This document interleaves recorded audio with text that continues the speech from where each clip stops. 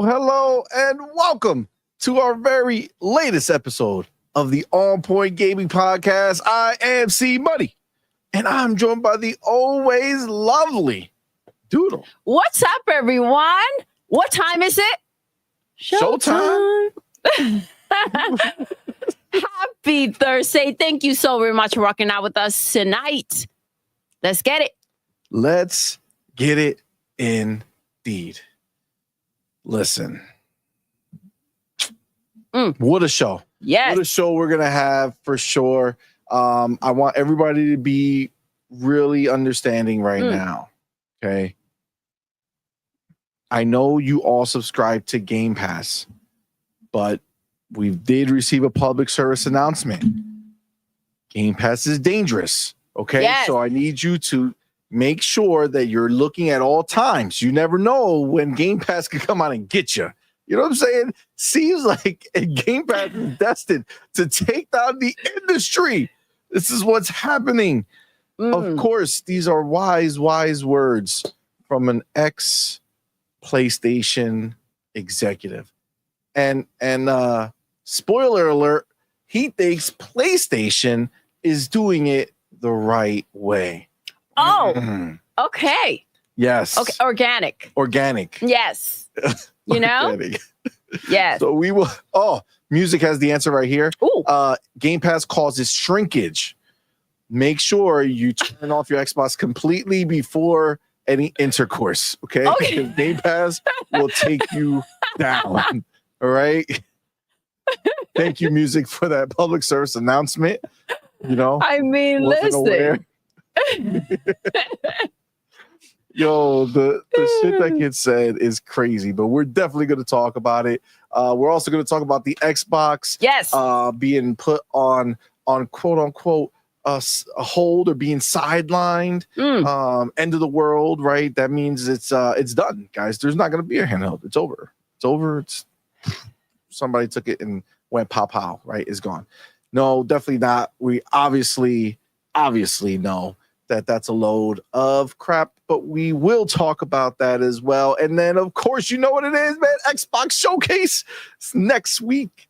Next Sunday. That's what we heard. This Sunday, next Sunday. And it is going down.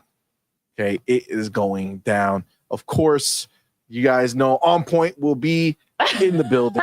Let's in go. Cali, rocking out, watching that live event over there. It's going to be a fun time. So it's gonna be crazy. It is gonna be crazy, man. It's gonna be a crazy show. So we're gonna talk about some of the rumors, and we'll even do our own little predictions on it. So it's gonna be a fun show. It's gonna be a fun show. But before we do any of that, you know what the fuck it is. All right, we need to shout out all of our homies, everybody here in the building, man, everybody who's supporting us over on Patreon, yes, over on your YouTube memberships. You guys are the shit, so thank you all. Thank you guys so very much. But of course, you always got to remember that the show's brought to you by you. So thank you all to everyone who does support us. But we specifically want to shout out our elite members. That's right, we have the homie Big Boy Mike, Dark Angelic, Culture the Canuck, Music 72, Queen Witch. Thank you guys so much. You guys are the shit. And then, of course, we have our Inner Circle members. We have the homie Big Miss Gaming and Pragmatic Eagle. Thank you guys so much for all the support. You guys are awesome. So much appreciated. That being said, you know how we do here, man. You guys right now, live in the building, you guys are supporting us in such a major way, man. Seriously, and we appreciate thank you guys so all, much. each individually, for being here and sharing your time with us. You guys are the shit. So thank you. That being said, clearly, you know. No, I mean, you know, you're not all equal. Not equal. Okay, I'm just trying to break it down. About the bush. You're trying to just a tip at first, you know, just a tip, before you cause some damage. Well, you know, so sometimes break it cause down. some damage. Just break it down slowly. So yes, okay, you guys are all not equal. Why? No. Because 3 of you. That's it. Are the specials. We don't make the rules. Have risen above the rest. Yeah. And one of you is the best spot of the night, who will live forever, immortalized till eternity until our banner. Yes. That plays on the show forever and ever until the show ends. Yeah. Okay. So for the eternity that exists, as far as your eyes can see, to when the show ends. Yeah. But then there's every time between then, you, my friends, will be on the ticker. That's right. So who till the end of time? Who are these mysterious 3? Well, we're going to start with 3rd place. That's right. It's the last of the 3. He might be last in this line, but he is first in someone's heart. Oh, well, that was you held the face. You're banging to the fucking mic. That's our boy. You need to say that shit again. We weren't ready for it. Do it again. I cut at the end. Go ahead. Do it. Say it. I gotta tell you something. You forgot. Damn it. See? 100%. 100%. Got what I did and how I did it. But that being said, the man of the hour is our boy. Music 72. Let's go. Let's fucking go. Yes. Number 3. Music to my ears. He did not fuck around. Appreciate you, my brother. Number 2 in the building. He said, music, I appreciate you, but you ain't shit because I'm number 2. And that number 2 is our homie. Motherfucking E-Ranks. Let's go. My brother. Thank you for What's up, E-Ranks? And then number 1. The best spot for for as long as we're alive. For now. Yes. Yeah. That, my friends. Who is it? Is a special one. Tell us. He absolutely is special. We want more. I definitely see a parked short bus in front of his house multiple times. Our boy, Cage. Let's go. Borracho.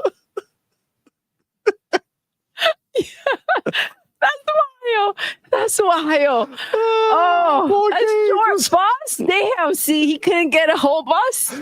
No, it's the short bus. I get it, though. Our Jersey boy, we love you. Yes. He knows why he belongs on that short bus. That short bus. Based on some Discord activities that we had to fix for him. Yes. But my dude, got to look out for our homies. You know what I'm saying? Cage of Vampiro Borracho. That's what I'm talking about. Let me update this shit before I do it, baby. And then I completely forget to do it. So let's do that. Let's go here. You're gonna have first 3. Where they at? Boom. Shakalaka. Cage. El Vampiro Borracho. Not tonight, though. I feel like he's not tonight. First, that's huge. Yeah, that is huge. That's huge. So he must have put the bottle down. This is like our OG list right here. The first 3 rocked it, man. That's wild. They're not fucking around. So thank you guys for being here. Of course, appreciate each and every one of y'all. You guys are the shit.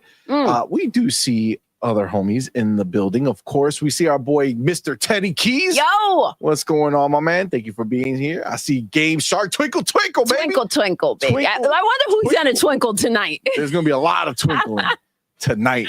He going in. You got Force One in the building. What's up, love? Thank you for being here, man. Appreciate y'all. Power Boss in the building. What's going on? And yo, he has that public service announcement. Let's go. Our boy. Says, if you like this content, don't forget to hit the like button and subscribe buttons. Let's go. Matter of fact, keep you guys up on things. Please hit that subscribe button if you're new here or you haven't done it and you just come every show and refuse to hit the subscribe button. We are like 10 away. From hitting 25K subs. Yes, let's go. Okay, we can make it happen. Get it. I know there's more than 10 of you who be watching. Okay, hit it to the beat. Who are not subscribed. Okay, so do the right thing. Okay? Hit that bell. Do the right thing. Share the link. Absolutely. He also says, don't forget to become a member. Is as low as $5. It's the right thing to do. I think so. That's just thank you, Power Boss. And then he says, joining Discord is free. That's right. We have an awesome Discord. A bunch of our homies are in there all the time, rocking out, chilling, spreading the good word of Xbox, laughing at the ponies, doing what we do. Yes. So go ahead. And that's where we, keep everybody posted. That is where we keep everybody posted. I did see some people on Twitter like, hey, what happened to your show? Well, I don't spread news on Twitter. You know what I'm saying? Them clowns. Okay. We do it at our Discord. Okay. So join the Discord if you want to be up to date on everything. We don't even tell YouTube. You know what I'm saying? We don't tell nobody. Discord is the only one that will know when we're not around. So definitely do that. But thank you, Power Boss. Appreciate you, my man. I see Becca in the building. Becca, what's up, baby? Going on? My girl. I do see Ren in the building. What's going on, player? Yo! I got a nice little message here. Let's see what it is. Let's go. The reason I think the handheld is on hold is because Microsoft realized all they need to do is make updates to Windows. PC, Xbox app, and Game Bar, PC equivalent of Xbox Guide button, are great now. They're definitely much better. Obviously we're gonna definitely talk much deeper about this because we do have the article and all that fun stuff. But honestly, it's not actually on hold, right? Like they're not doing anything on hold. They're gonna make this because the plan is to make. I mean, like Jez even said it in a previous article that the idea is going to be to make the Xbox actually more Switch-like in the sense that it'll have compatibility between the box and the Switch. I mean, and the handheld. So at the end of the day, they're still going to be working towards that. But you got to remember, like the hardware itself, that is all going to be dictated about when they want to launch it and what power they think they can put it into it versus cost. The software is the key, though, right? Like, understand that's the biggest hurdle that they have to overcome. And I think that's just what they're realizing right now is that as much as it's cool to be like, yeah, we're putting out a handheld, the software has to be perfect for the handheld. I agree. So again, we'll talk about it more, but I definitely I do feel the sentiment though. I do see our homie User for Games in the building. What's going on, man? Thank you for rocking out with us, brother. Iron Nation, what's going on, player? Thank you for being here. I see Ryu are in the building. Our boy. He also what's good, fam? A $2 super chat. Thank you so much, my brother. He's actually the first super chat, so I'm gonna let's go. Let's just handle it right now. You know what I'm saying? Gotta get that in there. So we got the homie Ryu art. No coffee around last time you said let's handle it right away. Yep. Knockdown. Yeah, that was That was a wild time. So we got that one in there. Beautiful. Boom. It says, can you trip Ryan McCaffey while you're there? Probably not. Because I do want to make it back home. And I don't think getting locked up will allow that to happen. Kids standing there looking at me is going to be a cool thing to do. Okay. I don't think so. All right. So I'm gonna pass on that for sure. But thank you for the idea. For sure. Now we do have our homie motherfucking B Nice. Was good. He went ahead and gifted an on point for Gamer membership. Thank you so much, bro. So much, my brother. Appreciate it so very much. Y'all know what to do. Tell him, baby. Put the motherfucking welcome to the family emoji in the chat. Welcome, our newest member, man. We appreciate you so much for being here and rocking out with us. And I see that is it's Infinite Hero 79. Thank you so much, Be Nice. That's so dope of you. Very cool of you. Thank you so much for rocking out. Yes. And Be Nice, man. Much appreciated, bro. Very, very kind of you, homie. Very, very kind. All right. Where am I? Banner. Oh, wait. What do you mean? He's got it. Yeah, He's got it. See? That's why I do it right away. I get it right away because fucking fuck around and find out that I forgot. Okay. Be Nice. 1 gifted. Are you guys hearing? Save. Can you guys hear us well? They would bitch if they could. Yeah, they will let us know for sure. 100%. But they'll be like, what the fuck is happening over there? All right. Darkadelic be like, hey, do a super chat. Say, consider becoming a member for $5. So CMoney can fix this shit. That's true. That's true. That's exactly how it will go down. Since no one's complaining. Yeah. I told CMoney, to check the mics, and he said he fixed it. And I said, well, how do you do that? And he said, I plugged them, I unplugged them and plugged them back in. So I figure I want to make sure. Solution? I want to make sure that things are okay. Plug back in. Yeah. So that's all. It should be perfecto right now. Yeah. All right. So well, I guess it works, babe. I think so. I think so. I think I see the homie, the Black Knight, in the building. Let's go. Thank you for being here. So I do see him here. He says Sony's approach is healthier, yet removes games from PlayStation Plus to sell back to you as remasters. Oh, bro, that's the fucking ridiculous, bro. You know what I'm saying? It's so stupid. And so consumer friendly. It's like, I mean, that's the best way. Like, oh my gosh, that's the best way to for sure. I mean, I can't. Sometimes you're like, you just want to be a fan, even if you don't care, about their box or their games, because they're just so consumer friendly. Absolutely. So sweet of them. Sweet. Always thinking that way.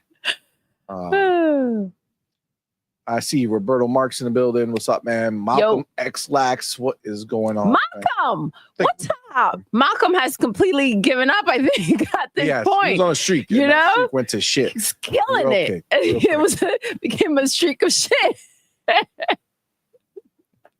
Yeah, that's...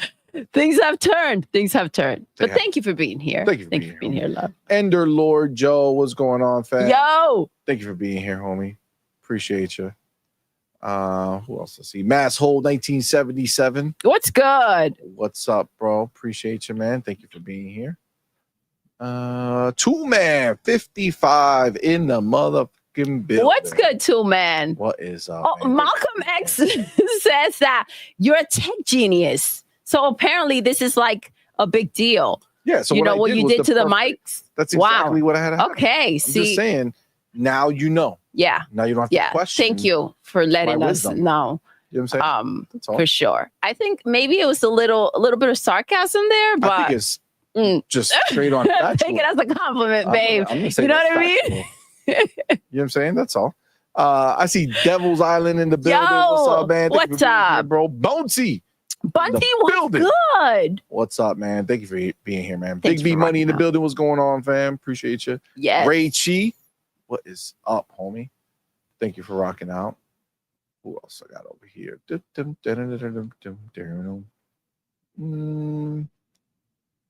Hey. Man, you guys are talking. Syrup 2. What's going on, man? Thank you for rocking out. What's good? Appreciate you. Thank you. He says June 8th gonna be big. Oh, yes.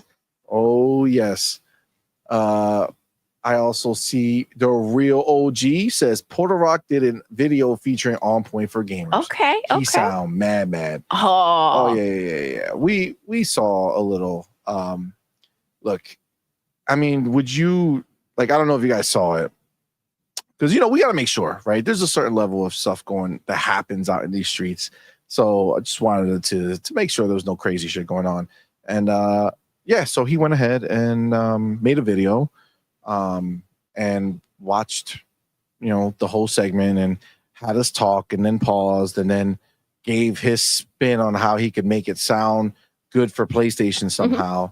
And I mean, really, that's just what it was. the entire time. I mean, we didn't finish it because I mean, at a certain point, you're like, after a certain point, you get the idea, right? yeah, Like he's looking for anything that he could try to spin to make himself feel better about PlayStation situation. I know times are hard out there. Times are rough. You're like, yo, what can I do for content? On point, baby. I know how to get the fans in. Let me get on point in here. Listen, right? These games are getting expensive, right? When you're out there, you buy these Xbox games, and you gotta, power through. Sometimes you just gotta see how you can, make a little extra change. I'm just glad we can help you a little bit. I mean, on your next we can Xbox game purchase. We can only do what we can. We're doing our part. You're welcome, sir. You're very welcome. Yeah. It's hilarious. T may be in the building. Yo, what's up? What's up, fam? Thank you. How are you? James Kofi in the building. What's up, my brother? Yo. What's that? Oh no, it's goodbye. Goodbye, my lover. Wow. Okay. Bye, my friend. Yes. I've been the one. I've been the one for me. That's exactly how he sounds. Sorry, bye-bye. I feel like that's what he says. I think we can do like a harmony. Like I think so. Yeah. Guys, let us know if you want the full version of the song. I feel like together, you know what I'm saying? We'll make it happen. Oh my gosh, he was popping for like a couple of songs, and then I feel like he just died out. Like his voice just died out. Like he can't fucking do it no more. You're beautiful. Beautiful. Yes, that one. It's true. Like motherfucker run out of breath. Calm down, though. He needs his pump. Yeah, a little bit. Sardinia's in the building, man. Thank you for being here. Hold on, I just missed something. Oh, we have the homie Starkey Love in the building, man. Starkey, what's up, love? My dude, appreciate you. Says everybody's scared of Game Pass. Rightfully so. Facts. That's the real. That's the real danger, right? They see. It's all about how they frame it. He's telling you the truth. Game Pass is dangerous. Yes. It's all the surrounding evidence that he's trying to lay out in front of you. That's the lie, right? Because what the real answer is, Game Pass is dangerous to PlayStation. Yeah, Game Pass is dangerous to them, to the other platforms, to, the developers out there. It is dangerous. If you're not in the ends of Game Pass, you might just get effed real good, Exactly. And not for you. Facts. But now, boy Starkey Love is came dangerous, back and he changed his profile picture in between. I object. That's what I'm talking about. That's a good picture. I love the picture, but listen. But he got a hat. He's in a cool place. Yes. Look at the background. It's awesome. But where's the smile? He is smiling. It's just sideways. He can't put a smile on his cheek. I know. Some weird shit. Because listen, the other profile picture, and I love this profile picture too, but he's smiling always makes me smile when I see the picture. I just clicked it. Yes. You need double dose of smiling? You got the front and the side profile. God damn, Doodle. Shit. Let the man pose a picture. But I get it. We'll take both pictures. Starkey, thank you, brother, for that. Super chat, man. Appreciate it. He says, if Sony getting the quote unquote whole slate, why are they so mad? I don't get it. Exactly. I don't get it. They're getting all the games. Talking about, if you guys were so excited that the games are coming, just sit the fuck down and play your games. But nah, they still crying all the time. Console sales. That's what I forgot. That's part of the other. Oh my God. Everything that we said in that video that Porter Rock was pausing for, he kept going back to the same thing. But it's console sales. It's console sales. I mean, I think the funniest thing is like something like when he said something and then we to combat, but he ended up saying the same exact thing we were saying. And yeah, it was. I'm just saying, it's like he wants to live in a world where he's going to keep comparing how fast his horse can run versus us on this side where we're like, fam, like we're flying rockets out here. You know what I'm saying? Like what are we talking about? Right? You still want to stay in the same metric. I know, because it's the only place that you have any. And I'm rooting.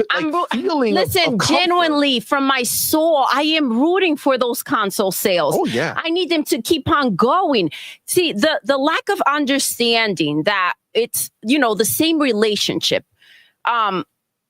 Xbox is going ahead and they're putting those boxes to work.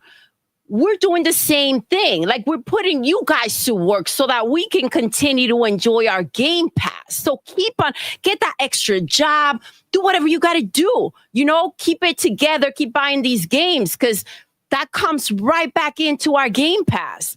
So, I mean, we're just putting you to work. We need those boxes out there. We need you guys to continue to buy these games. Oh, yeah. And there's such a confusion, the idea that, we're not getting these games. I don't know who thinks that, just the preferred platform is there, but that doesn't keep you from buying different boxes. Yes. Like, that's what they don't understand. Like, what's going on here? Like, we have a lack of understanding. I'm trying to be nice. So I'm going to keep it civil, but yes, like the lack of understanding that people can't buy other boxes, or, the fact that you're getting the better deal because on PlayStation, you're getting PlayStation games and you're getting Xbox games, right? Yes, you can go over there and buy each game individually, right? Or you can, for the first time, also come into Xbox and for $20 have the entire library, right? For $20 a month.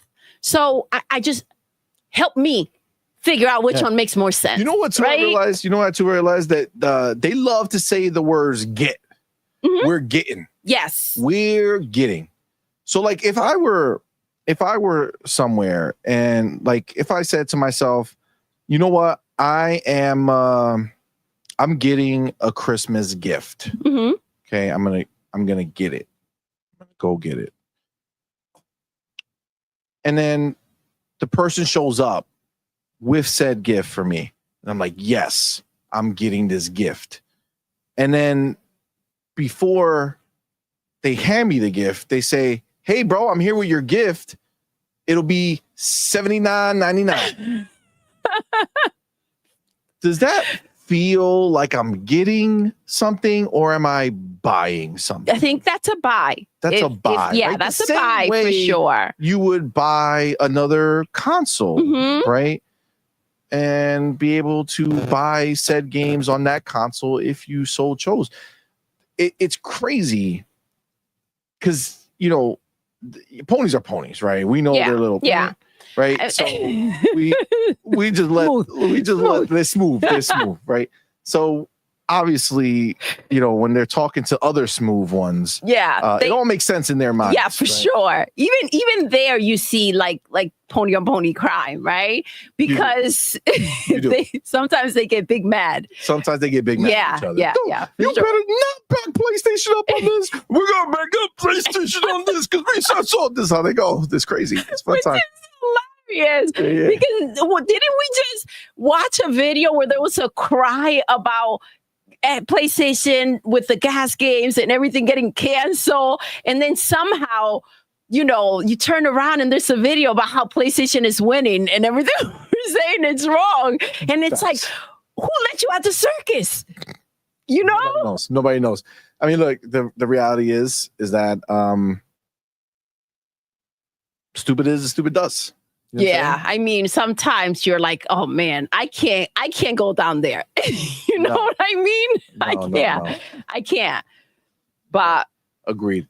Now, and by the way, like we have your games. That's the whole narrative, right? I think that in order to, again, PlayStation it's barely making any new games. And the amount of cancel games is just wild. I mean, prayer for PlayStation right now in these tough moments. Well, PlayStation first party, right? Yeah. PlayStation first party down big bad. It's rough. It's funny because they choose to ignore that. Yes. Right? Because again, it doesn't suit the narrative. It's all about console sales and about how much money they're making. Like, fam, how can you ever try to whip out Sony's wallet in front of Microsoft? Dog? Like, how crazy the scenario is. How embarrassing. They finally cracked 31 billion, and they're finally worth 120. Sony's worth 160 billion, bro. Yo, Microsoft is worth 3.3 trillion. Fam, stop talking about stuff that you can't compete with. Don't bring up money. Shut the money up. Shh. Shut your fucking face. Don't talk. Stop talking about money, dog. You're in the wrong place. Okay, look, this is not where you have that conversation. Bro, don't talk about money to the people with the money. You know what I'm saying? Like, come on, man. Keep your money talk. Go have some Blockbuster talk. You know what I'm saying? Yeah. Go have some Blockbuster talk. I heard Blockbuster had their best term ever. Their best quarter ever before they went night-night. You know what I'm saying? Oh, shit. Oh, that's man. Hilarious. We got games. Ray Oid in the motherfucking building. What's good? Went ahead and locked himself in as the biggest super chat of the night. Let me go put that in right now. Thank you so much. We got our homie Ray Oid in the building. And pretty confident in saying you have won. Your name is solidified in the ticker. So thank you, my friend. Let's go. Bam. All right, Ray Oid, thank you so much for that $20 super chat. Appreciate you, homie. Says Game Pass. The subscription is so good.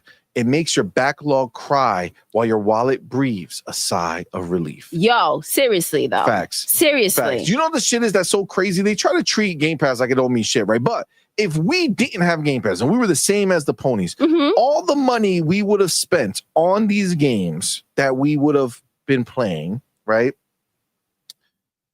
We now don't have to do that. So all that money, now that we have Game Pass, can go towards buying a PlayStation if we so chose. Like they try to make it seem like there's no options. We can't get those games.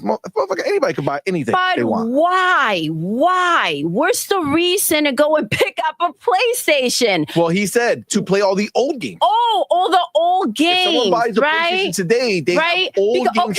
Okay, got it. The old games that didn't make you switch over and say, I need to play these games. Now is the time to say, let me go play those old ass games. That's what it is. While Xbox is providing a heck of a lineup. Right? And they're so full, right? They feel like they have all of our games because they got some of our games. So they're pumped. They're pumped. Right? Jeez. That's beautiful. I'm just saying, this is why the conversations can be had. That's hilarious. All right. And then we do have our brother Pragmatic E. Yo, what's up, love? 4 months. Thank you so much. Appreciate you, fam. Says, fam, have you seen Spartacus? These dudes are Caesar and Sony is Tiberius.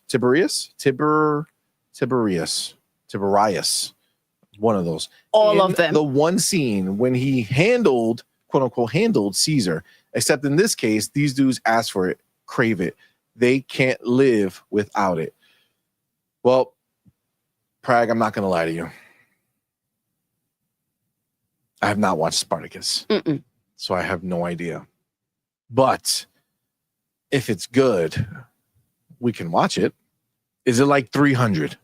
Oh, because I love 300. You know what I'm saying? I love how the chat is coming through. Sparta. Breaking out the word for you. Listen, I was getting there. I love our people. Look, we got there. But, you know, I got to tell you that even having not seen Spartacus, I get the situation.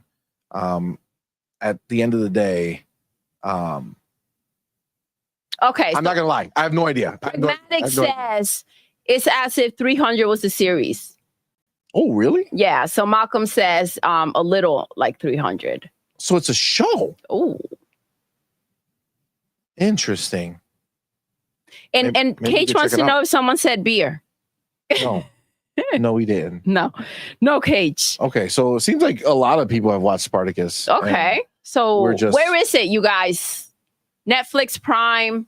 4 seasons. 4 seasons. Oh, I love that. I love when there's a good show that we didn't start from like when it was first starting, and you have a stack. Yeah. All right. Cool. Sardinia says that is awesome. Really? Okay. Okay. Well, we'll try it out. Thank you so much, sir.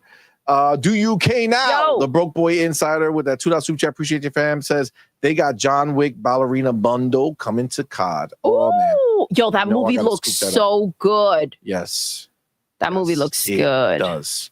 It's gonna be dope. Definitely looking forward to seeing it at some point for sure. All right. Where am I? Okay, so I am here. I see Tyrone Cage in the building. What's up, man? Yo. Thank you for being here, bro. Appreciate you, homie.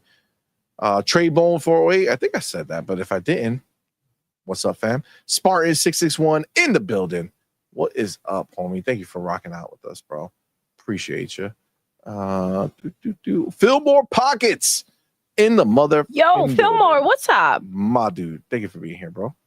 Appreciate you. Seems like everything was good with our audio when you asked a while back. So that's good news.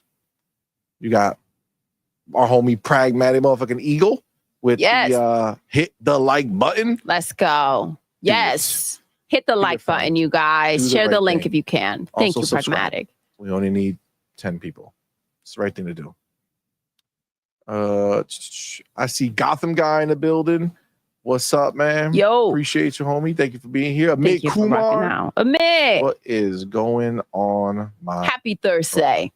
Weeks are just going by like crazy. The years are disappearing. Yeah. Why so serious in the building? What's going on, my dude? Thank you for rocking out with us. Oh man, Mr. Teddy has real questions. Why is this ex-Sony pony president talking about Game Pass is bad when Sony has no new games coming out?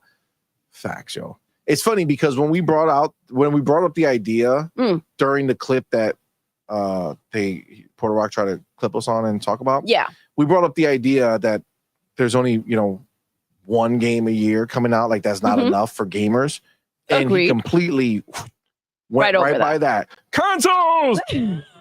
Consoles! I feel like he kicked his chair when he said that. You know what I'm saying? Consoles! Black man. You know what I'm saying? Gotta let the world know. Consoles are the only thing that matters. Consoles. We should get a cheer going on. Consoles. It's a problem. But Mr. Teddy Keys, you are 100% correct. They got no games to play on those consoles from first party. I mean, shout out to Xbox for going to lend a hand, Facts. I see Sunrash in the building. And now the ABK mess is done. Done. I can't wait for the next purchase. I'm just saying. I can't wait for the next fear purchase. Must be wild. The idea that they're loose and free, this Titan, ready, starving, waiting to shop, yo. I get it. I get it. It's going to be beautiful. I see Stanley Francois. Yo, Stanley, what's good? What's going on, my dude? Thank you for being here. Night of Cypher in the building. What's up? What's good? On? Appreciate you. Yes. It says, when Sony finally goes full third party too, Porter Rock will go to the only remaining abusive daddy remaining, Nintendo. I thought they were teaming up with Nintendo. I thought that was a big idea. James Kofi says ponies understand that with every game they buy is less money going to their own first party. Rain G4 in the building. What's up, friend? How many games do the regular gamers, how many games do they buy a year? 1 or 2 games, right? 2 games. And listen, I think on that Phil was like, we're not buying any more games.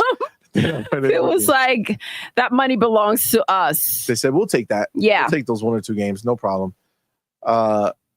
And let's put it this way. We already know for a fact that Oblivion was one of the games that everybody bought. Again, just came out. Yeah. He did a breakdown of the games that are, that went to PlayStation so far. Forgot about Indiana Jones. Wasn't he the one with the outfit? He was wearing Indiana Jones. Oh, okay. It must have slipped his mind. But he didn't want to slander Indiana Jones. No. He loves. He did. I think I heard something about Doom. And I don't know. Something about the sales or something like that. I hope you guys showed up and bought, I hope you guys were the ones who bought all the copies of Doom, We get it in Game Pass, so we don't have to worry about that. I think Phil and everybody else takes that into account. Absolutely. I see the homie Chaos Lounge in the building. What's up, man? Yo, what's up? Appreciate you, homie. Sir Riffs a lot in the building. What's going on, man? What do I see here? I got our homie, motherfucking Game Shark in the building. Thank you for that $10 super chat, fam. Appreciate you, homie. Thank you. Says, let's be real. Yes. If PlayStation Plus had COD, Indie, Forza, Starfield, Doom, Expedition 33, South of Midnight, Oblivion, Avowed, and the dozens of other games in Game Pass, we would never hear the end of it. Dishonesty is why I hate. I agree with you. It's a load of crap. Agreed. They're heartbroken. They're heartbroken. They're sad individuals. Listen, by the way, twinkle, twinkle, baby. First of all, you see how much we're like laughing and like having a good time, and then like go watch that video where Puerto Rock was sitting there watching our thing, and he is so sad because it hurts him every word we say, and then he's he can't emote because he's thinking about how to spin it for PlayStation, to look okay, right? So listen, it's a rough spot to be in. So compassion, you guys, that's our thing. We're right? the most compassionate. We love being that's what we're compassionate. The ponies have it rough, right? Can you imagine? I mean, if we didn't care, just saying, if we didn't care, it'd be a whole different thing. But you got to have compassion in this world. So always. Those are facts. Let's see. Where am I? What else? Something about Game Pass. Phil said that they gave up. Oh, Phil said they gave up. Did he not? It's so funny because he said that when Doodle was talking about how like they don't see Sony as competition. Yes. And then he chose to bring up a Phil Spencer reference. Yes. But he clearly forgot the ultimate. No. He said, I forgot, but I have Jesus in my heart tonight, so I'm not going to go in. So the ultimate Phil Spencer reference, when Phil Spencer told them that they do not look at PlayStation as competition. They look at Apple and Google as their competition. Interesting. Yes. So should we also, we can also go into a lot of things that were said over from, Jim Bryan and all the people over at PlayStation that have been, turned out to be lies. If this deal closes, it'll be the end of PlayStation. That's pretty much what he said. You know what I'm saying? Just so say it again for the people in the back. If this deal closes, it'll be the end of PlayStation. Jim Ryan. APIMB. What is good, man? Thank you for being here, bro. That was true, though. It was. Double M in the motherfucking building. What's going on? Joseph G. What's up, man? He says they bought a PlayStation to play Xbox games. That's the only way to do it, right? If only there were another way. If only. If only. If only. You know what I'm saying? It's a thank you for Tiberius. There you go. Thank you, Tiberius. Look at that. What a beautiful thing. Lovely. Thank you so much, sir. Thank you. For the breakdown. Appreciate you.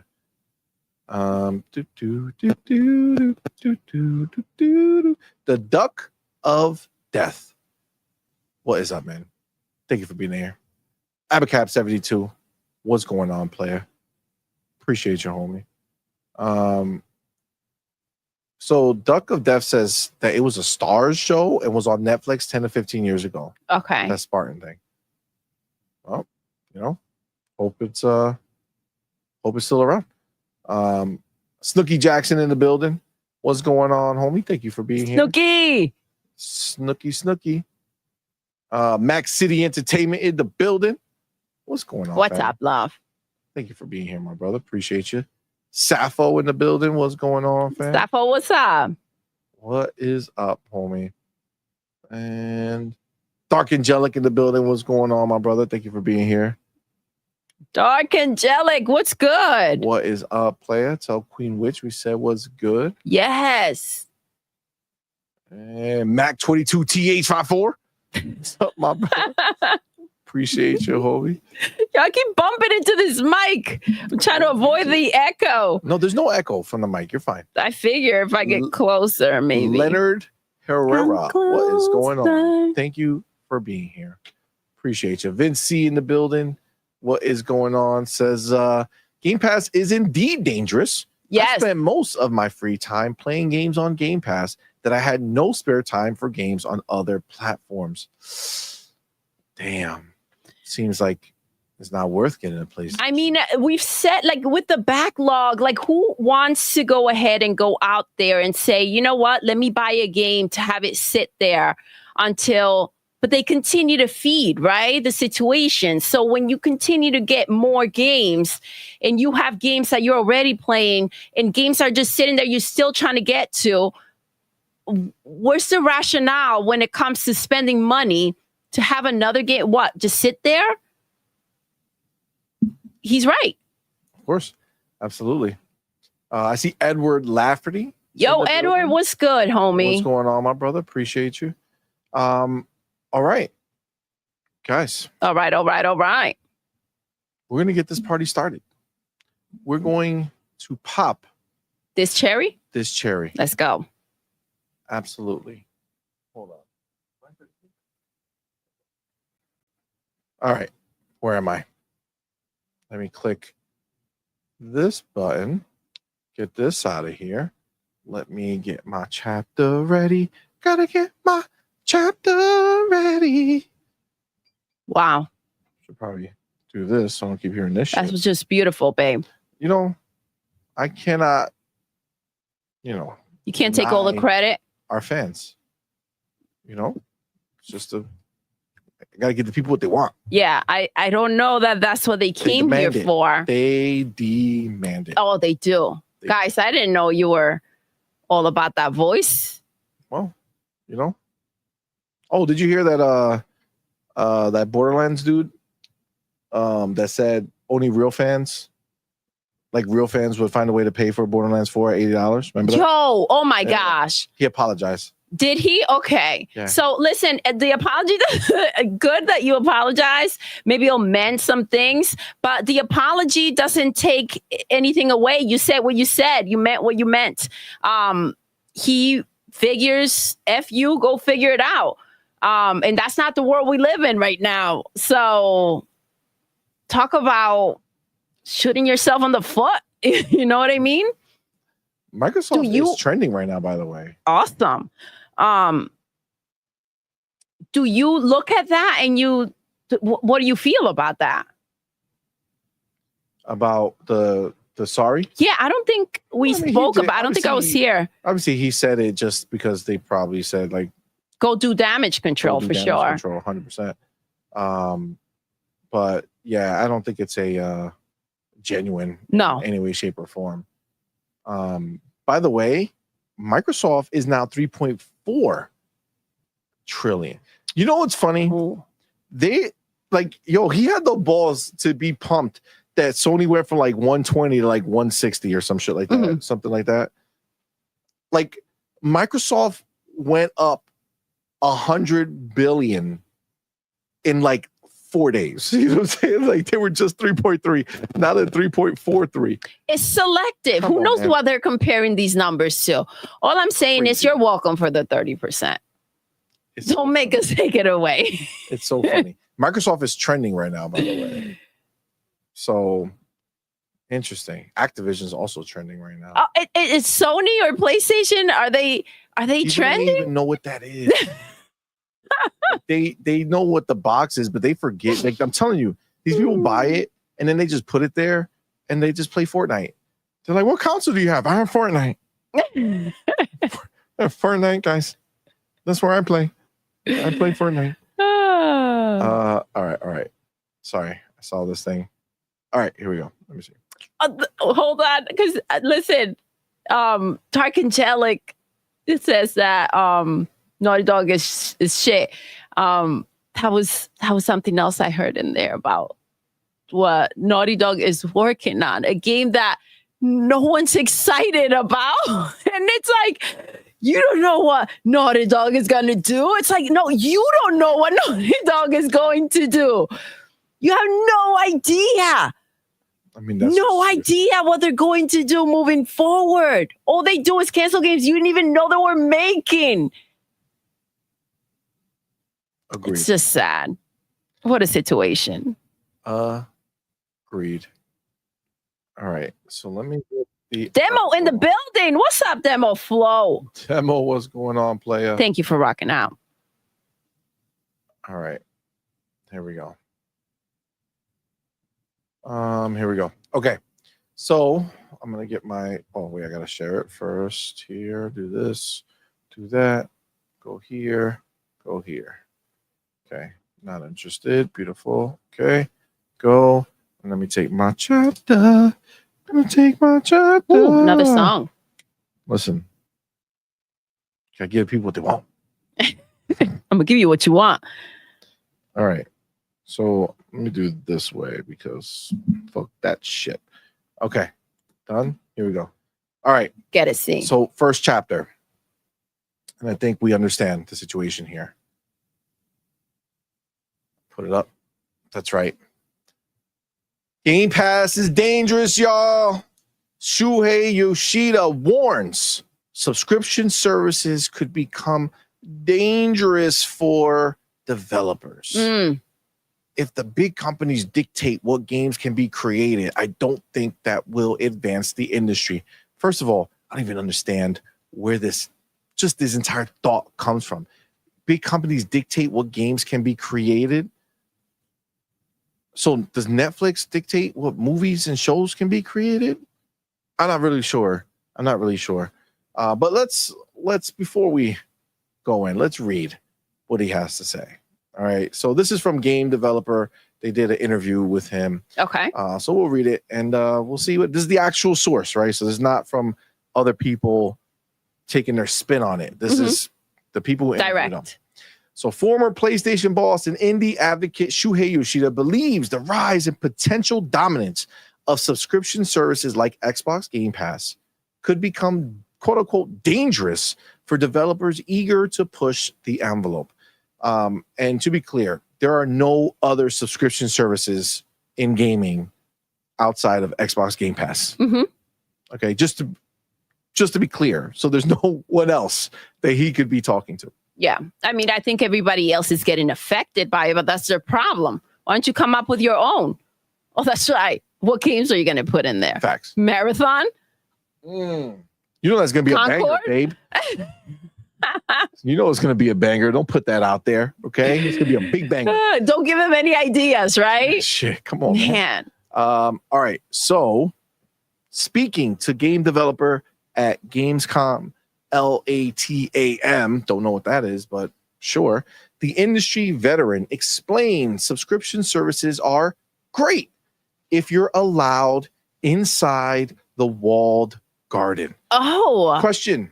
Oh. Isn't the very definition of a game console before Xbox kind of changed it is that they are walled gardens? And I mean, isn't that what PlayStation isn't what doing? PlayStation isn't what they stand for, right? Yeah, isn't that, kind of what they did? No, right? Yeah. The money hatting with the games, the third-party games. What was that? Should we get into that, or is that self-explanatory? We're like, I mean, do we need to dive in? I'm just saying. I think we're good. I think the problem with Game Pass is that it's affecting PlayStation in ways that they never saw coming. Agreed. So yeah. All right. So the concern he suggests is that as they inevitably expand on a bedrock of first-party titles, it will become harder for third-party studios and indies to cross that divide.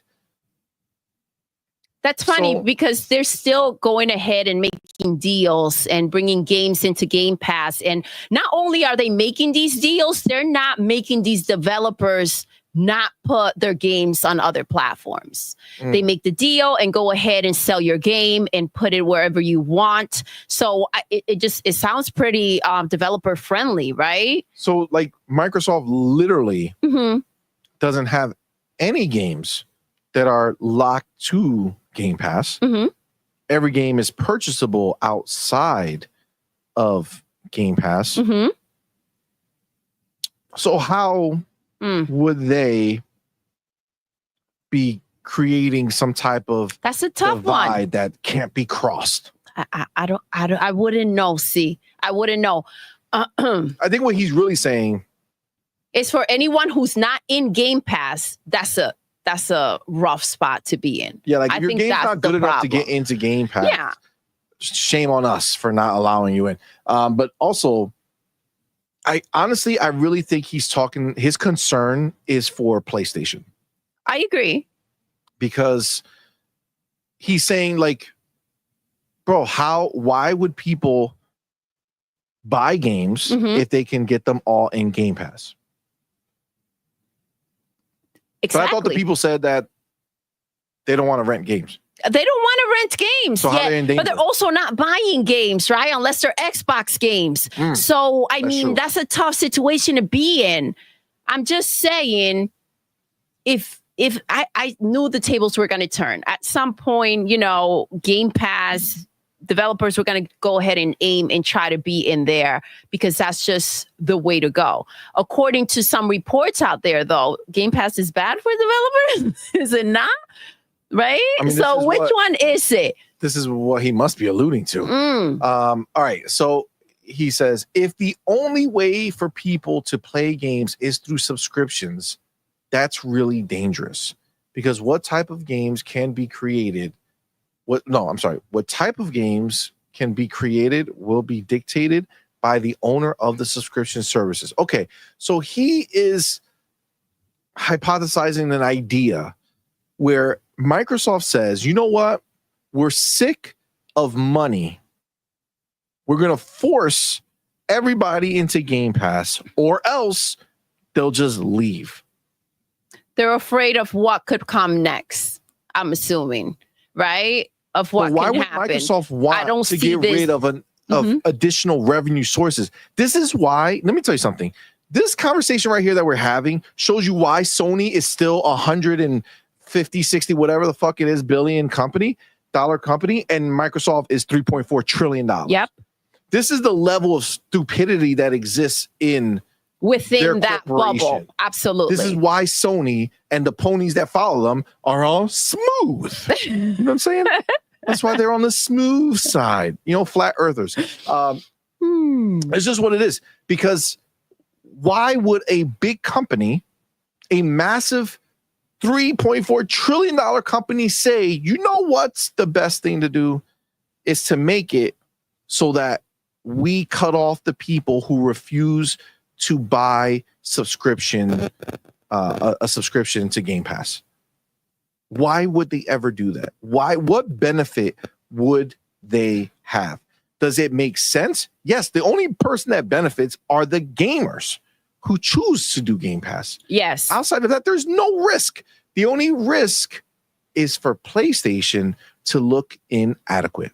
I mean, that's what the risk is. The reality is that they're grabbing their own games and putting them on other platforms. Facts. So the idea is ridiculous that they themselves are thinking something like this when they're being so open about it. And, here you get a game and you get a game, right? Everybody gets a game. It's true. You don't have all the games, and we'll see how this all plays out, how many more go, and how long it'll take for you guys to go ahead and pay out for all these games. But I mean, they are open. They are putting their games on other platforms. You either get them through Game Pass or you pay up.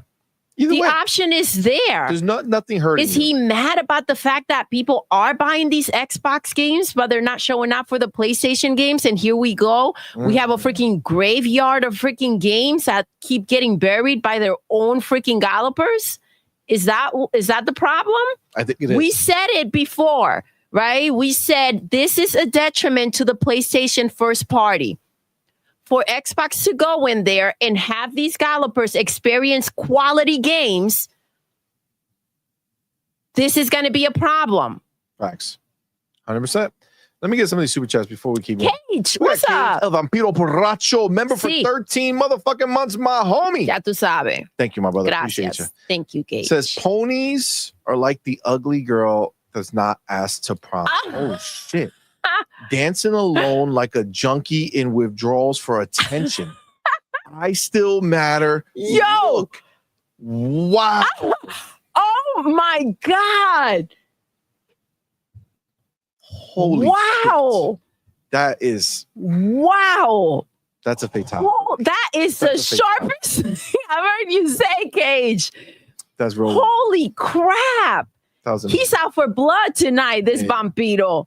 That's a beautiful thing. That was amazing. Love it. Good stuff. That was amazing. We have the homie Demo Flow game. Demo, what's up? Which I appreciate you, my brother. Thank you so much, man. Thank you so much. much. See you tomorrow, player. Yes. Says, I'm currently undergoing Gears of War wall bouncing training. Gears of War Reloaded is going to be a lot of gallopers to have fun with. That's hilarious. Oh, man. Have fun, man. Enjoy. I can't wall bounce. I'm not a bouncer. I just aim and shoot. Okay, that's it. Dark Angelic with that $2 super chat. Appreciate your fam. Says phonies like Blockbuster arguing against Netflix. All right, so ponies are like Blockbuster arguing against Netflix. 100%. Like that's what they don't see. Like they think they're so intelligent, right? They think they're so smart, right? Oh my God, they talk the way they want to talk and they want to act like other people are dumb. Sure, cool. Yeah. But you back in the loser in the race, dog.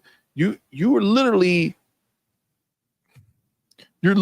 watching your first party games that again are the things that you ponies supposedly are there for, right? That's what you're not there for the ecosystem. PlayStation sucks ass.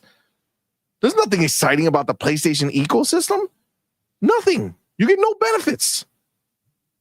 So you're not there for that shit. You're there because of the first party, but your first party is not producing. So there's no version of this where you come out winning this argument. No. This is about games, not consoles. Take those consoles and shove it, up your ass. Listen, spread the mother freaking cheeks. You said up your ass. If they choose to put those things together are two different things. But this is what else is there to do with the freaking console? It's supposed to be about games, fam. It's funny because y'all love these consoles. That's all it is. Like you sleep with them. Like every PlayStation fucking disk drive has been violated. You know what I'm saying? I mean, it's a problem. It fits. It fits. It does. It does. And their disk drive for sure. We got Game Shark in the motherfucking building. Thank you for being here, man. Thank you so much. Says Game Pass bad for devs, but canceling games are good. Shaking my head. Apparently, twinkle, baby. Twinkle. Apparently, canceling games is good. Apparently, that doesn't get you into debt, right? That doesn't F you over when you spend millions and millions of dollars on studios and freaking games that never see the light of day or bring back a penny, right? Facts. And the lack of understanding of the debt that a company will have is when they go ahead and they lose $400 million, they got to make that up, right? They have to make that up. That's money gone. Thing. Not part of their normal sales. They have to figure out how to make that particular. That money has to come back in some way, somehow. And they've done it. How many times they've lost? How many games have been canceled? How many hundreds of millions have been thrown out get out of here, man. If it's true and they actually put any type of work into all those games, that's a lot of freaking money. That's a lot of money that it's never going to make it out. Facts. Factions too. As much as they don't want to put it out there and continue to spend money on and support it, the money was already spent. They just don't got That's more a freaking L. Right? That's the problem. I mean, again, if they don't want to move forward and continue to spend, is it because they have a lot of money? I'm going to say no. No. Okay.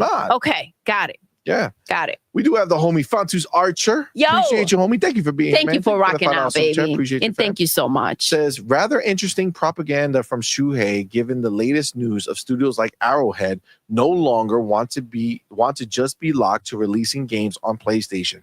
Arrowhead, Shift Up, Sega, Square, Capcom, everybody who gave PlayStation an exclusive has dipped. Mm-hmm. They're gone. They're done. It's crazy. You're absolutely right. It's some bullshit. Let's continue on with the bullshit. All right. So if you go down here, Yoshida believes Sony delivered a healthier subscription model. Healthier for who? Yep, not for the consumers. For who? Not for the consumer. Healthier for who, fam? Like, get out of here. Healthier for PlayStation. Old ass games. Facts. Yo, come on, man. All right. Come on. Games that get taken out to then go ahead and make people buy them. Get the hell out of here with that crap. Facts. Discussing Xbox Game Pass and how Microsoft has evolved the platform by adding more first-party titles. Again, discussing Xbox Game Pass. So they were talking about Xbox Game Pass, okay? By adding more first-party titles while also regaining on its initial pledge to bring every single Xbox Game Studio project to the service on day one. Yoshida said the company might have bitten off more than it could chew.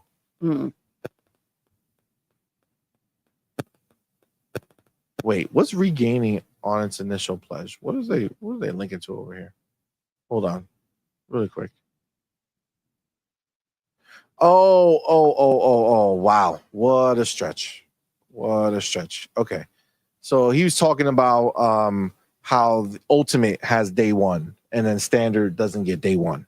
So they added tiers to the original idea of what Game Pass was so that people who didn't want to spend what it costs to get those day one games can have a cheaper option. As they should have, going ahead and breaking it down, because, you know, what gets someone's attention may not get other people's attention, right? You want to go ahead and make it so that you can pick and choose what suits you. Not everyone may want to spend $20 a month, right? So here you go. You have other options. If you don't mind waiting a bit longer for some of these games, you have options. Which they've shown that they are bringing these games to Standard. Exactly. Not crazy long in the future. So, I mean, look, it's just part of it. I mean, listen, PlayStation dudes can wait for years for Xbox games. Exactly. Standard players are just... And for what? Just the ones CMoney, for what? To pay how much? Full price. To pay full price. Full price. How much are they squeezing out for Forza? $100 on the top end, and they 4 or 5 year old game. Same thing for Thank Indiana you Jones and everything else. All right, so I'll repeat this part. It says discussing Xbox Game Pass and how Microsoft has evolved the platform by adding more first party titles while also regaining. I think he meant to say like reneging. I think that's the thing. All right, whatever.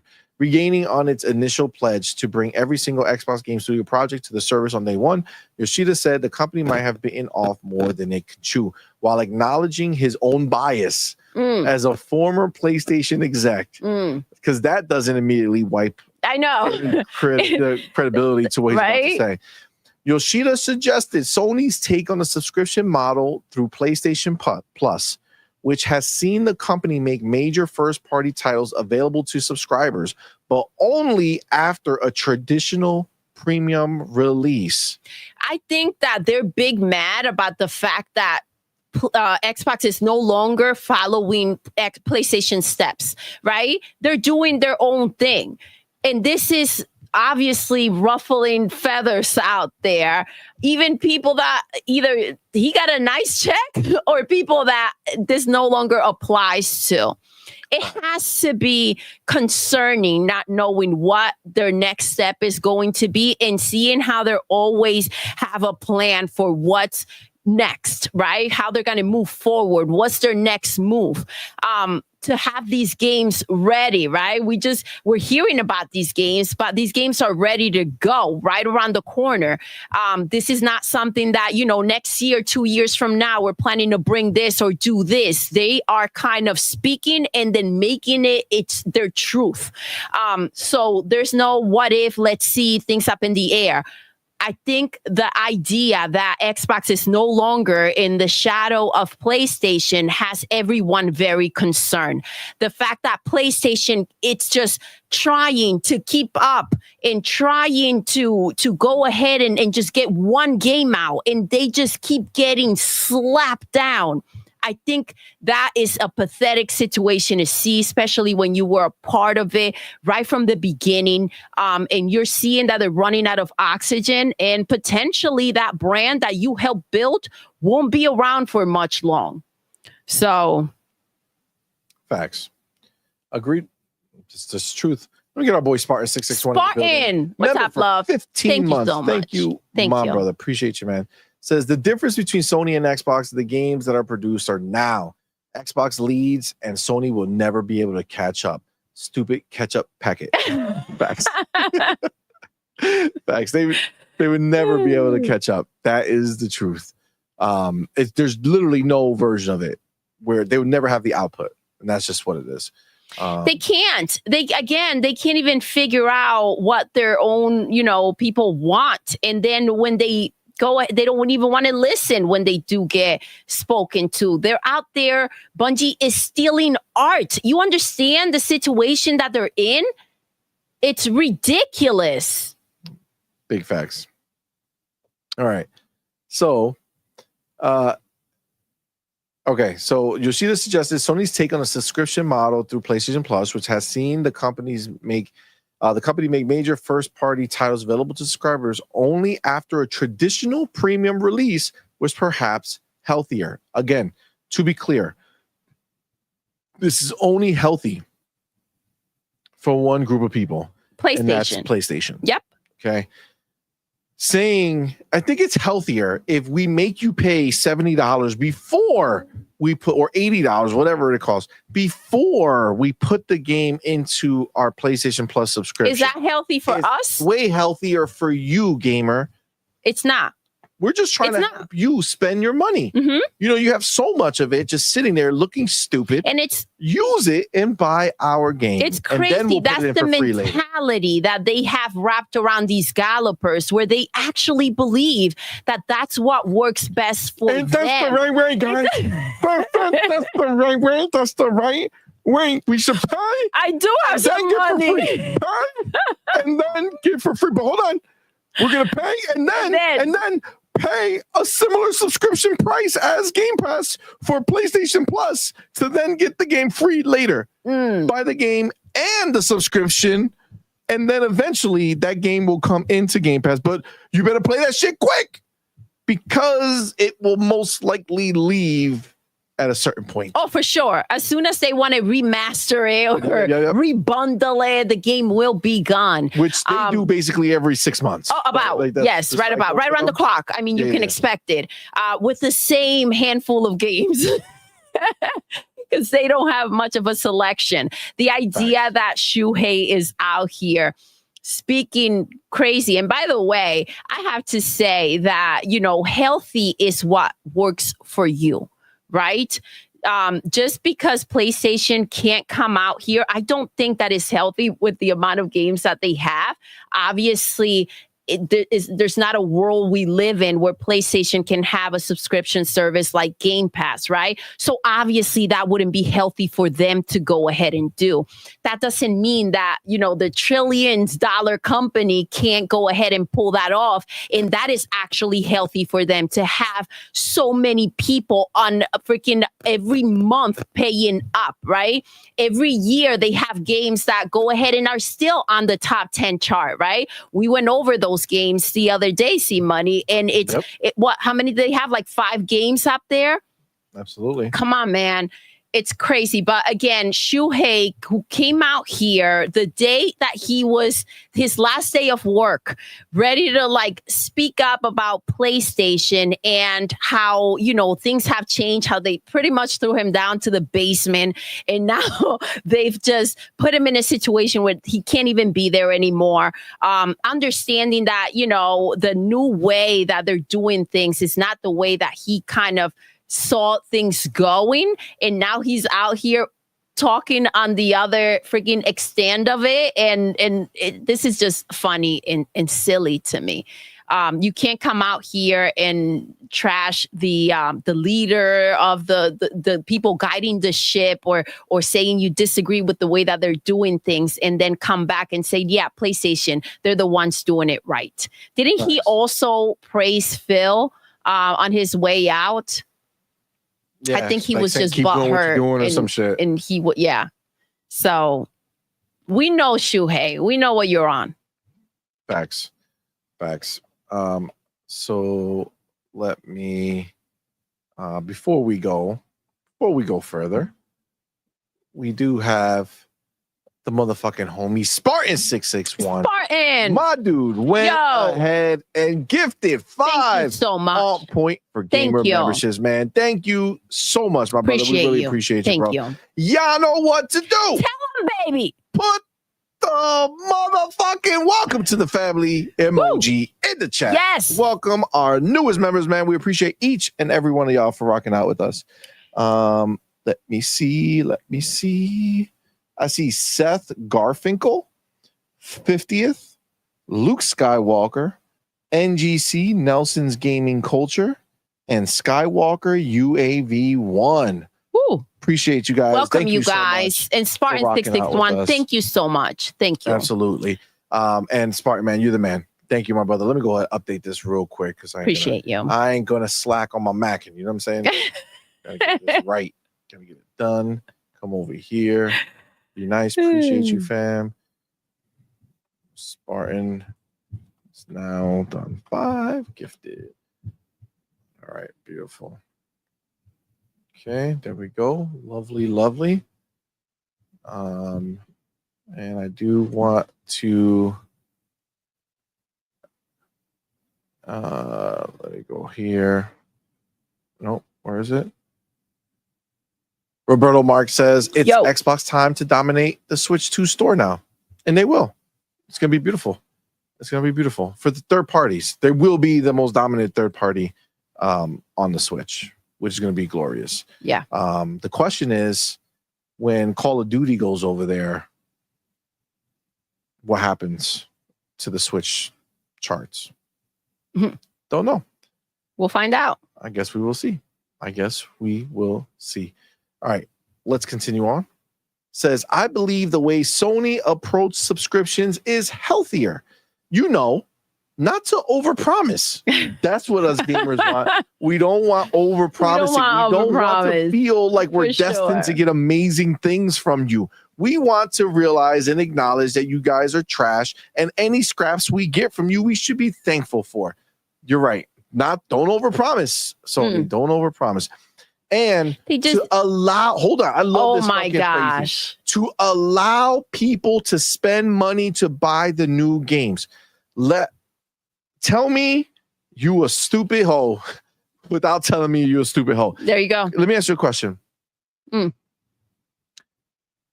When Xbox releases a game, it goes day one in the Game Pass. Yes, it does. Yep. If you don't want, you got your subscription, your money. Mm-hmm. You press play, you're good to go. Yep. If you don't have a Game Pass, does Xbox not allow you to spend money to buy the new games? They do. They do. They do. Let me take this a step further. Yep. If you have Game Pass, do they not allow you to buy said new games at a discount? They do. They do. They do. They do. You also can pay for early access. right? Which, developers were Even if making you have fun Game of, Pass, right? Because that was stupid to do. Gotcha. That was stupid to do. Interesting. Man. So the options are there, They are. right? They're just giving us options as to how we want to spend our money. And obviously, an option that doesn't require us to spend every penny we have. Yes, because obviously there are the benefits for going ahead and signing up and being, loyal every month. You get the benefits from that, right? So, yeah. The options are there. The route you want to take to it, I mean, that's a whole different story. But you have access to the games one way or another, even on PlayStation. Agreed. So he added, after a couple of years, there won't be many people willing to buy those games at that initial price. So they'll be added to the subscription service, and there'll be more people to try those products in time for the next game in the franchise to come out. Bro, this is about Sony. This is about PlayStation. Stop acting like he is talking about it being dangerous to the community of gamers. This is a self-serving conversation he's having. This is a selfish conversation he's having. This is about, in a couple of years, there won't be many people left that's going to want to buy the games when it first comes out. Any clown that can't not see that what he's saying is squeeze money out of these, out of these gamers and figure out how you can maximize your profit, it's wild. If you cannot pick that up and you can't see how freaking horrible of a statement he's putting out there, I mean, this is a bit crazy to hear him talking like this, as if we can't understand what he's saying. Or maybe he just blatantly doesn't give a shit. You are exposing what PlayStation does. 100%. Which is a big no-no. The fact 100%. That you have a problem because another platform has better ways and treats their consumers better says a lot about you. Agreed. Yeah, it's really a wild scenario. I mean, we've known it's right really from crazy. The get-go, even when Game Pass wasn't where it is today, that the idea of it, when you really thought about it and you knew what it was going to become, and it's still not where it's going to be, right? Like, when you understand what Game Pass really is, it is terrifying for the people that want to still compete with Xbox, right? But when you are out there and you're like, listen, sayonara, I'm out of here. I'm going to go and do my own thing. And I'm going to do what works for me, not the layout that you have planned out for, platforms. I mean, I cannot be more thrilled about the fact that they've left all of that crap behind and kind of laid out their own situation and how to move forward without being held back by, money hiding games or, counting on what is PlayStation going to do in their approval.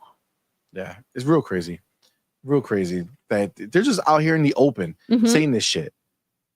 It's like when we watch Diddy clips and it's like, yo, he was saying all this shit out in public. No one wanted to hear the truth. Nobody batted an eye. Yep. And look at what happened.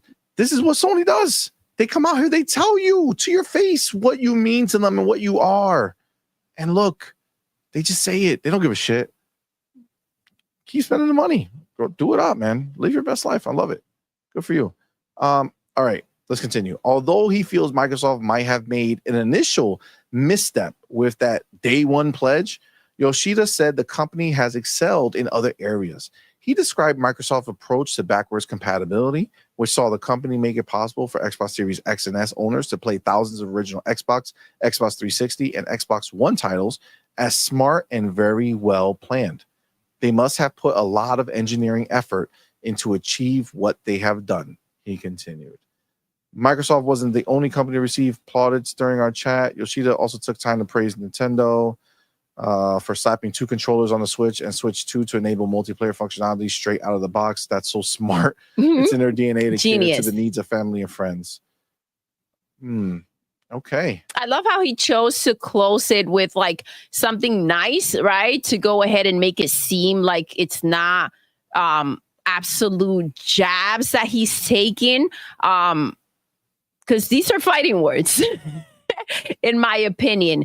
And all I can get from it is just fear of Game Pass, fear of Xbox, fear of Microsoft. Like that's all I'm getting from this situation that you just read. And how dangerous it is for other platforms, what they're going through, that they had to reach out to Shuhei and have him come out here and see if he can do some damage control. I get it. I get it. You guys are scared. You're shook. It's worse than we thought. Yeah, that's really the thing, right? Because you can tell. I mean, you can definitely see the situation that's happening, and it's clear they're really concerned with the idea of spending so much money on their first party games only to like watch them not make the money back or barely make the money back and just have so much risk out at any given moment and barely make a return on that. Again, you got to understand, I know these some of these ponies don't get it, but like businesses don't look at it and say, well, overall we made all the money, so we're good. They do that for stockholders, right? For the stockholders, they go ahead and focus on the idea that no matter what took place, they went ahead and they made more money or they made money at the end. But internally for them, every part of the business they want functioning the best that it can. And frankly, them going ahead and risking money on first party and then barely making that money back or barely, making it worthwhile to do, right? It's not something that they're going to do long term. It's just not. The money PlayStation makes is all from third party and their services, right? That's where it is. It's not from first party. First party means nothing, right? It's irrelevant to their overall numbers. It's always third party games and their services, PlayStation Plus, all that shit. So, I mean, at the end of the day, they're afraid because, again, you think this is a joke, but the fact is that at the end of the day, very few people buy a lot of games. Yes. Okay. Very few. The majority of people don't buy that many games. So if they have games that they know they're going to want, they're going to buy those games. And then when you finally release your one game a year, it's like, well, I already bought my game earlier in the year because, I wasn't going to wait till the end of the year to play a game, right? So I bought the game I wanted earlier, and it is what it is, right? And that's the nightmare fuel that they have, right? It's like, Jesus. So I think that's the noticeably issue right now, because when you think about what Shuhei is doing, what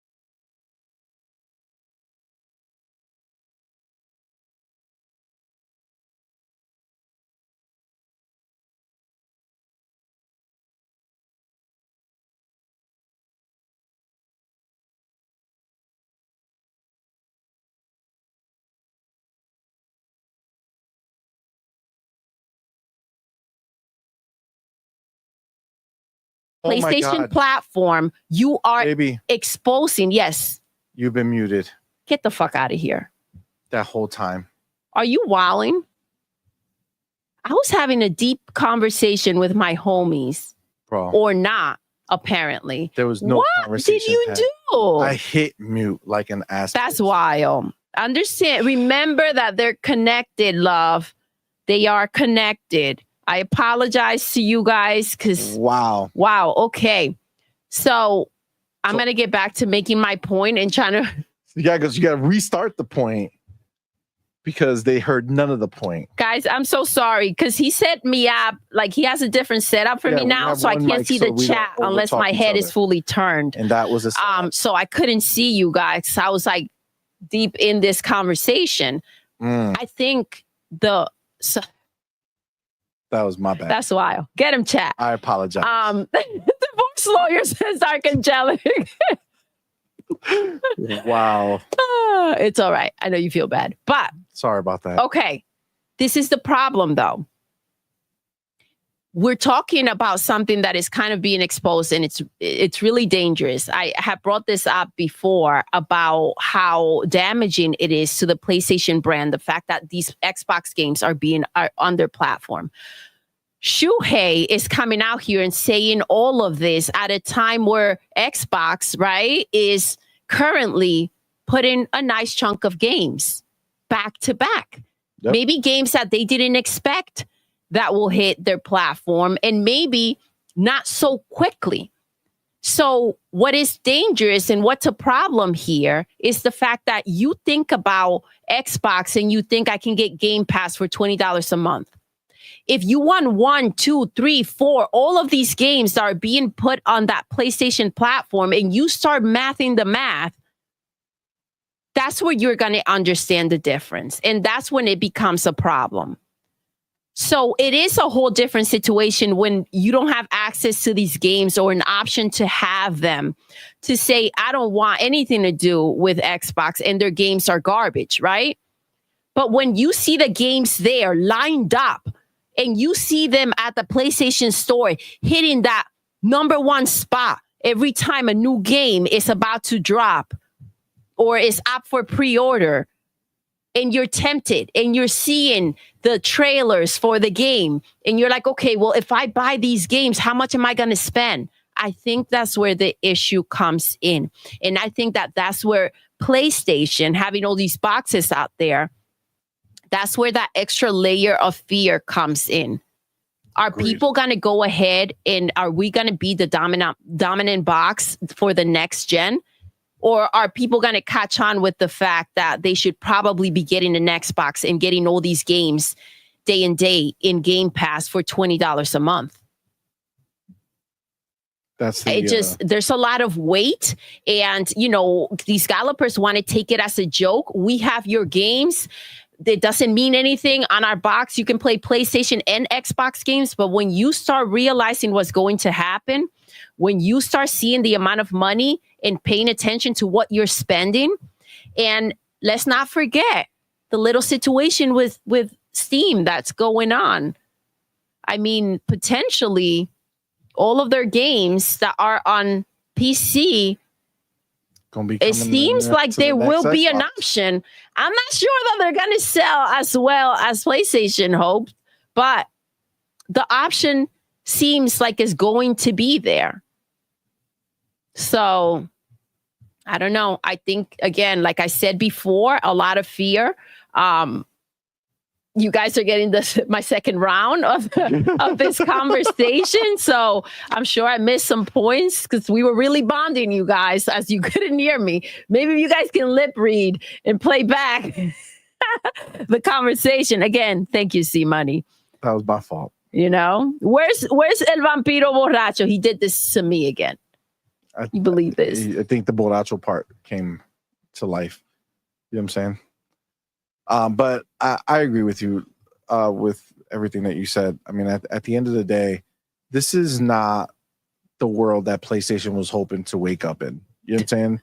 Like this is not the way that they thought this was going to go. They thought they were going to live in their console bubble and just deal with console shit the whole time and never have to worry about anything they thought else. it was going to stay kitty. I'm sure there are days when they're like, shit, not this. Let me go back to sleep. You know, this is not the reality they want to live in. Yeah, I mean, look, obviously, as much as these ponies want to not believe it, and you know, Shuhei out here talking shit about how they're going about doing it, we see PlayStation making the moves to copy anyway, right? It's about going ahead and they don't care about the console sales anymore. Engagement. They want the engagement. They want the MAUs. They want to know how many people are spending money on their platform and are engaged, not people who own a box that don't spend any money on it. I mean, what's the point of saying, yeah, we got the boxes out with the, obviously you sell the boxes with the idea that, you know, these people are going to go ahead and come in and buy and be hyped about games and buy our games. If people are not showing up, what's the point of having these boxes out here for? Again, I don't know how else to spell it out. Xbox is pimping your box out. That can't feel good. It can't. So while you guys are parading around your win, Hiroki is raged the fuck out. And why? Because the boxes are out there like they're on a street corner freaking working for Xbox. I'm going to pause you right there so we can analyze this from the pony perspective. So Yeah. Listen, we have to stop it right here. Listen to what she said. Okay? Listen. If you listen, she's going to make all of these people come on Twitter and come into our DMs and our chats and our replies, and she's gonna make them think that Xbox is pimping out our box. It's not, I swear. It's not being pimped out. That's wild. That's wild. I understand that they never had this much to deal with, right? The ponies have not necessarily been challenged much. But I mean, it's the truth. You can't knock the truth. And you know it's the truth. And if you don't comprehend that that's the truth, you have other work to do on yourself. And then try to comprehend what the fuck is happening to you and your brand.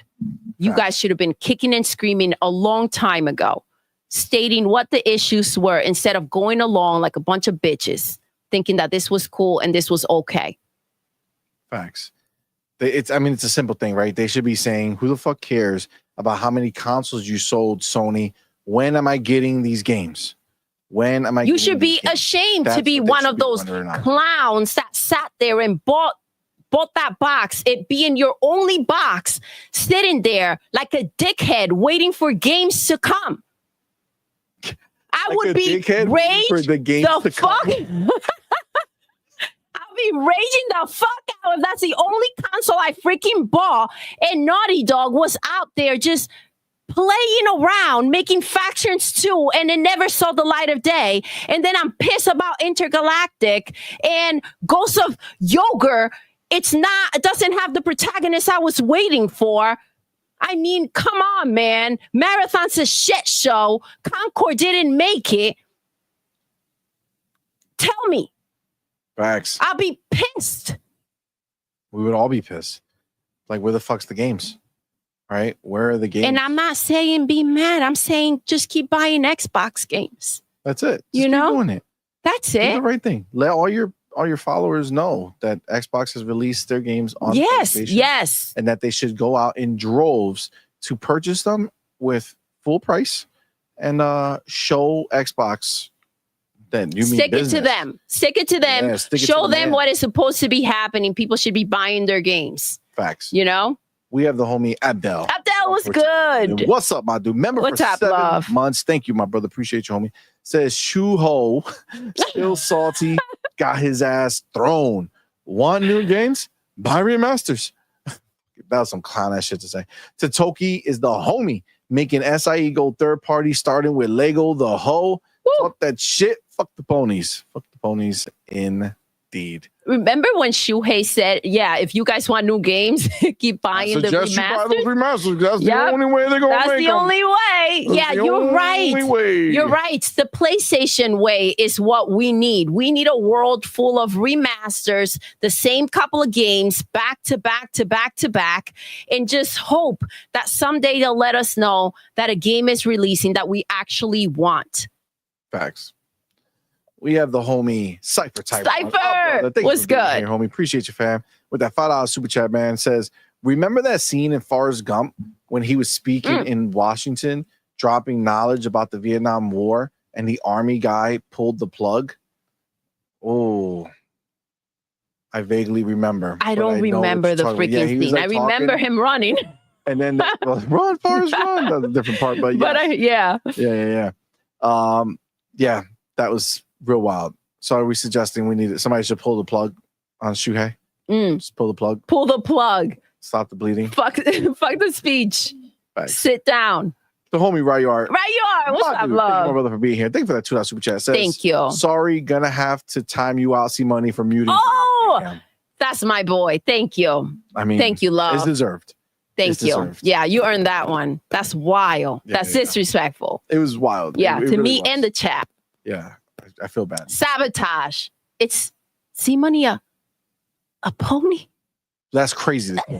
Don't be saying crazy shit like that. Wow. Sabotaging Doodle? I didn't say Swio. That was a mistake. Okay, it's a mistake. The homie said, wow, look. Hold on. No. I don't want to see. CMoney pull the plug on Doodle. No, that hurts. See, that's because you put that out. That hurts. You see that's wild. Now you got. I put that out there. Clown, what did you do? I did by mistake. I did my mistake. Cypher type 1, the homie. Thank you, my brother, for being here. Thank you for the $5 super chat. Cypher, thank you. No point even humoring the opinions of folks that see the writing on the wall and impending doom. Woo. Let me get back to playing metaphor. Okay. On Game Pass. Big facts. Big facts. Thank you, my brother. Appreciate you. Yeah, look, at the end of the day, it's a shit show for these clowns, right? I mean, it just is what it is. So yeah, this was a fun little topic. Thank you, Shuhei. Thank you, Shuhei, for all the nonsense. For the clownery. Listen, I mean, once a pony, right? That's right. All right. I'm gonna get the next topic ready. Who are we gonna hear from next? Jim Ryan? No. No. Not that bad. Not that bad. I mean, maybe we'll get to that point. All right. Here. Okay. Now, chapter 2. This is how it's going down. Exclusive by Jess Corden. Says Xbox's first-party handheld has been sidelined for now as Microsoft prioritizes Windows 11 PC gaming handheld optimization. The Xbox Series X successor is full steam ahead, though. I'm gonna read and see what this is all about here. Let's see. All right. So Xbox's handheld ambitions continue unabated, but the focus is shifting towards improving Windows 11 for third-party handhelds for now. The Xbox Series X successor is totally safe, with development continuing at full pace. All right. Let me remind myself. Okay. It's not that crazy. Okay. Whoa. Let's chill out. All right. No, I already said that. Okay, so I come to you today with some fresh news about Xbox's handheld plans. Previously, I reported that Microsoft was working on a native Xbox handheld alongside an Xbox Series X successor, planned to launch around 2027. It now seems that Microsoft priorities have shifted somewhat. Microsoft still wants to build its own Xbox handheld in the future. I feel like that part is like thrown out the water, like thrown out the window right now. You know what I'm saying? Where people keep trying to suggest that this means that Xbox now is not doing their handheld. Yeah, I mean, sense. Two things can go hand in hand. Like, it doesn't mean that is now scratched off or. Facts. So it says, but Microsoft has decided to prioritize its teams to improve Windows 11 gaming performance, specifically for devices like the Asus partner device Project Keenan. It's possible that the existential threat from Steam OS, which on paper delivers better gaming performance than Windows 11 itself, has informed these decisions. Our sources have indicated to us that Microsoft is still deeply investing in developing its own Xbox gaming handheld technology in the future, but it was announced internally today that the priorities are moving more deeply towards third-party OEM handhelds in the interim. So in the interim means in between now and when they release their new I mean, handheld. this is the near future we're talking about, right? Yeah, like everything that happens not today is the future. You know what I'm saying? So like it sounds worse than what the reality actually is. Especially when they're literally telling us what we want to hear. If you guys remember, I said, somebody asked me whether I was going to get the new the handheld from Asus, right? And I said that it's going to depend on the software, not the hardware. I didn't say, oh, depends on how powerful it is or, you know, how comfortable it is or the screen or anything. No. I said it all depends on the software. I want that shit to feel seamless. I want it to feel like its version of Steam OS. I want it to feel plug and play. Turn it on, get into my game. I don't have to go through fucking hoops. I don't have to do any crazy shit. I just go, press the button, press the game. I'm in. You want it to feel native. You want it to feel like an organic experience. And I recall this conversation because you said it's not just, you know, slapping the Xbox buttons on the handheld. I'm going to need more than that. It needs to feel like I'm playing with an Xbox handheld. So I think that this is very reassuring. This is actually good news, right? This is partnering that is going to kind of just, they're really paying attention to, and they're making sure that this is the focus because this is what's coming out soon. And so if you're doing that, this is very relieving for those on the fence wondering how much effort it's really going into this handheld. And, you know, again, how much of an Xbox handheld is it going to feel like? So for someone like you, CMoney, with that conversation you had, that should be, you know, nice and nice mind easing, right? Where you're going to feel like, okay, I can now more comfortably look into this or feel more comfortable about investing because they are prioritizing this situation. And the shit that's so stupid is the idea that them getting better at the software has no ramifications for how good the software is going to be on their own.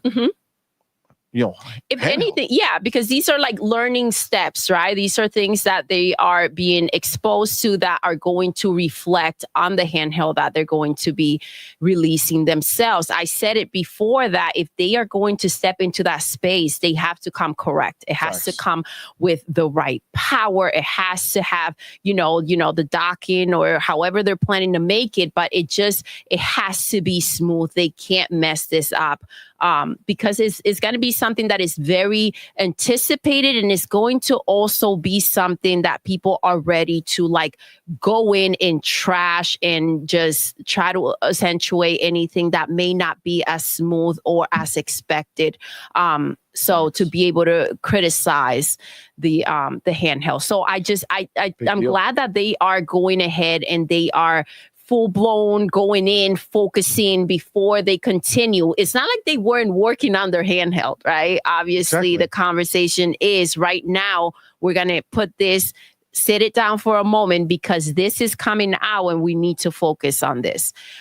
So as I expect them to do, right? If you're going to slap up your name on something, it needs to reflect your brand and who you are. And that's been the biggest hurdle for handhelds.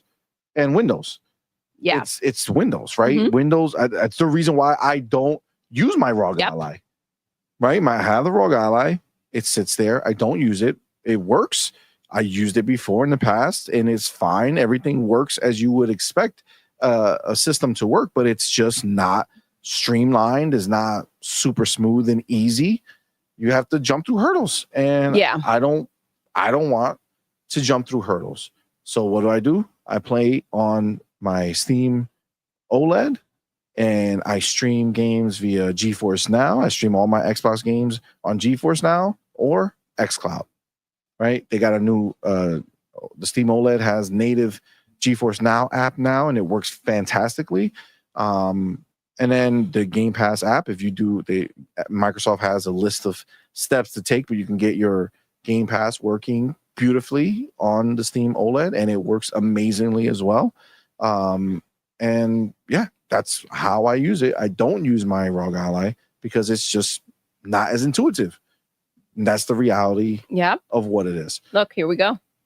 Hectic World. Hectic World says, I have a Steam Deck and don't like. Doesn't use it because he doesn't like Steam OS. Oh, he has a Steam Deck, but he does use it because he doesn't like Steam OS. I mean, to be fair, I mean, it's just very smooth, right? Whether you like the actual layout of it and how that works, that's a different situation.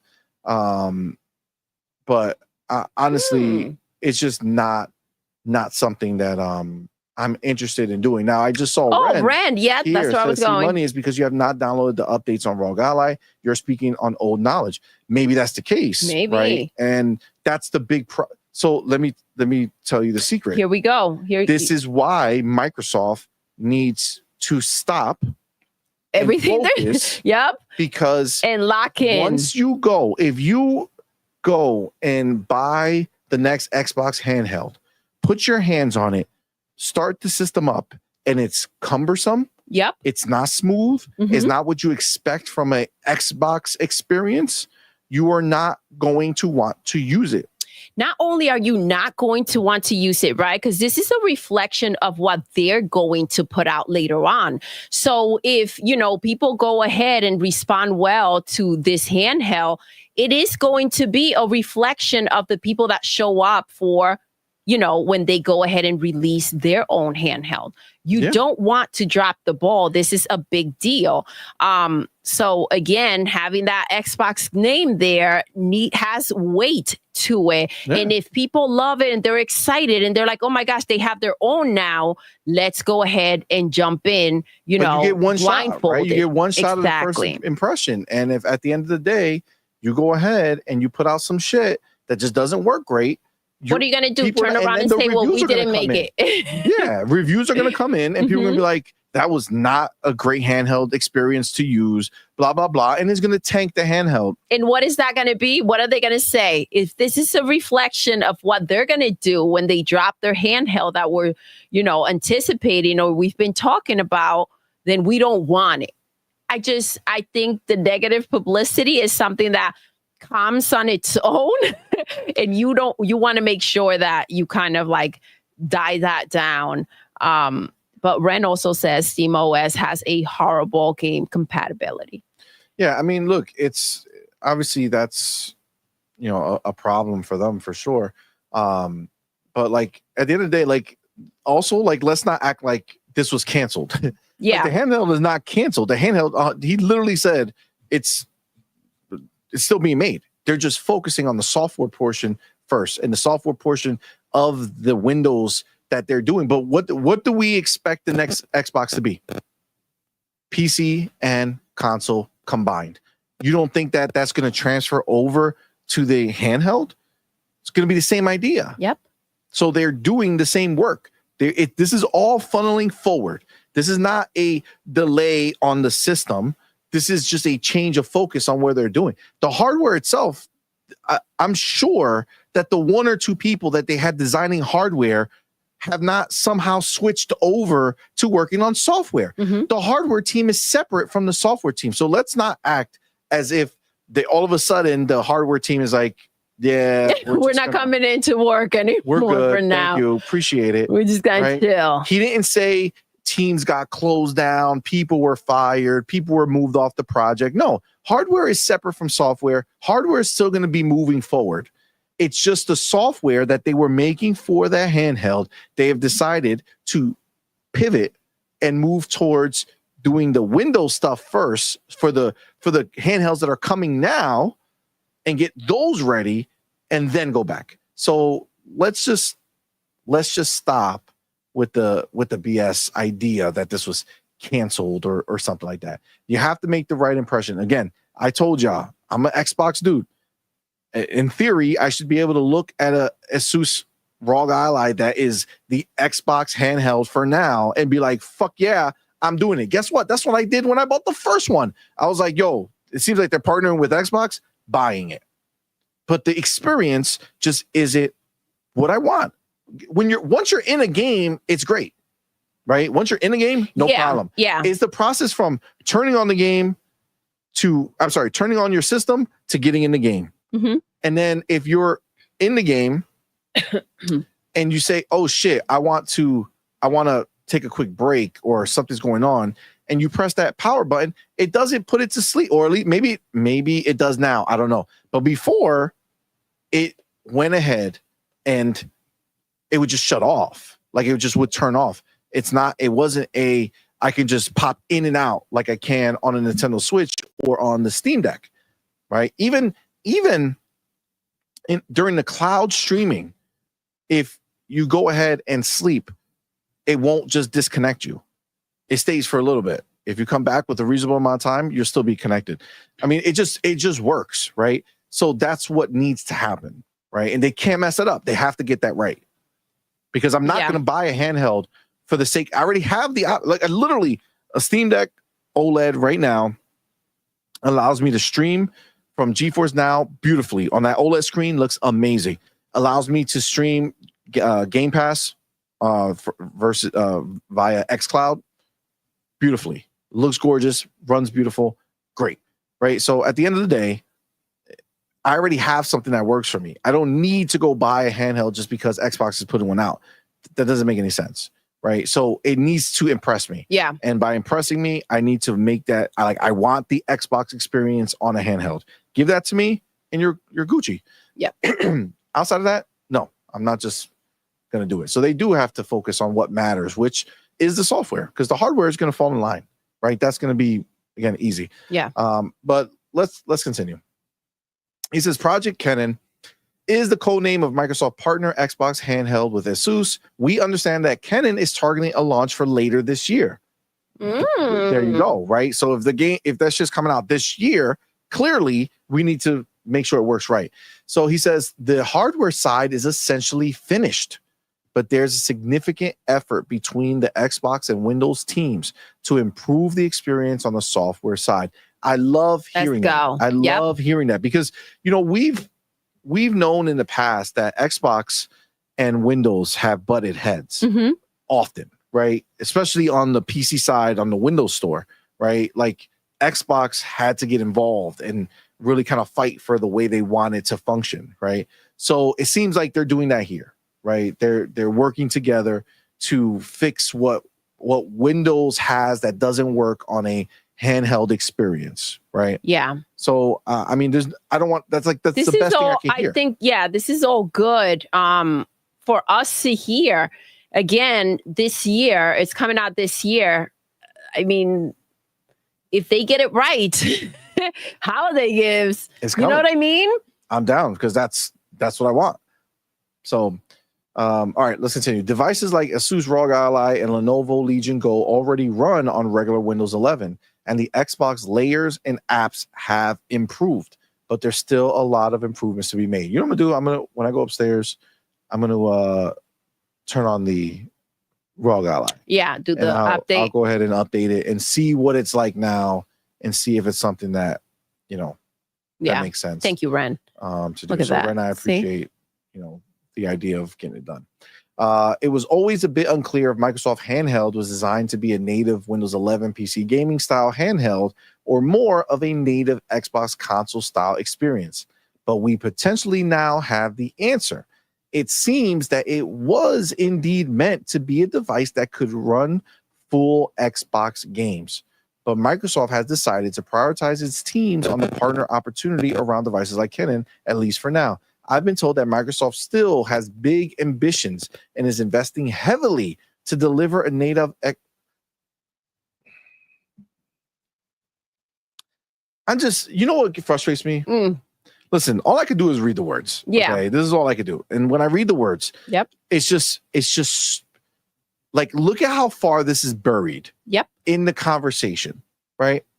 I've been told that Microsoft still has big ambitions and is investing heavily to deliver a native Xbox handheld. Forget the sentence before and forget the sentence after.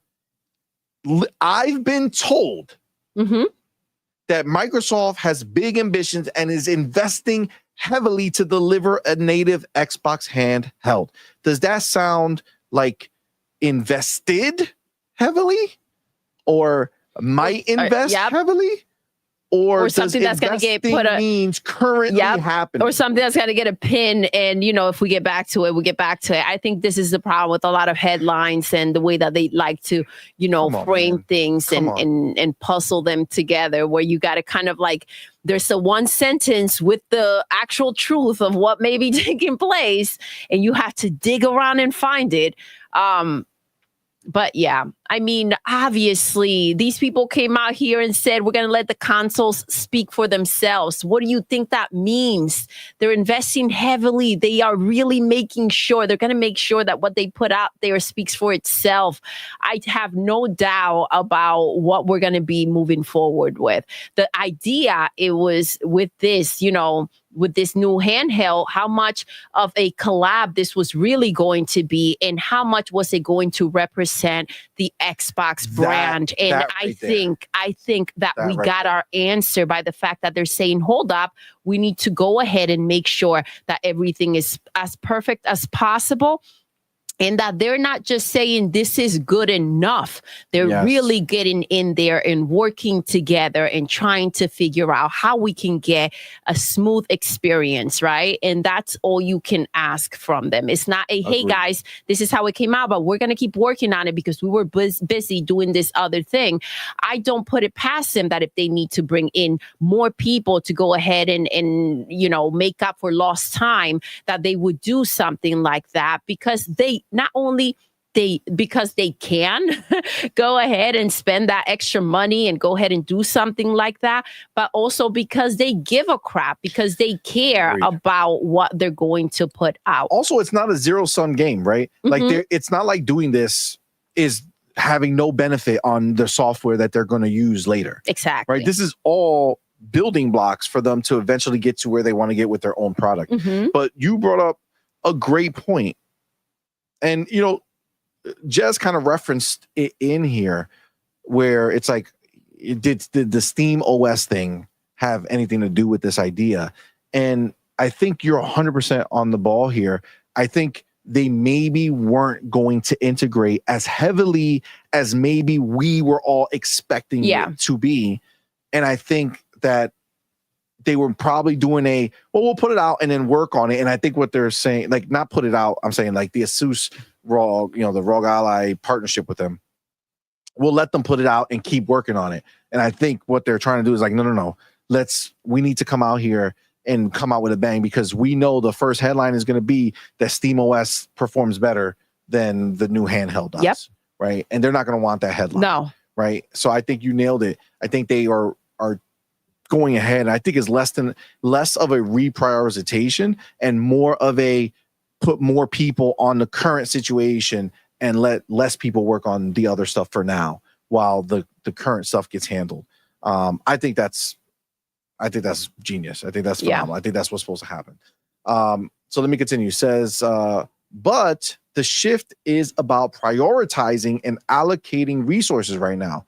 There have been no layoffs or anything like that as a result of this reprioritization. Exactly. Which means exactly what I suggested. Hardware team is working on hardware. That's not going to change. They're not going to magically become software people. They're doing hardware. That's what they're going to be.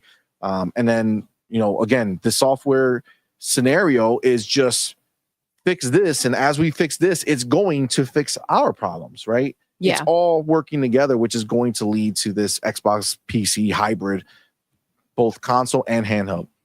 All right. So Microsoft is also working on next-gen Xbox cloud systems, which are now in testing at Microsoft's HQ in Redmond.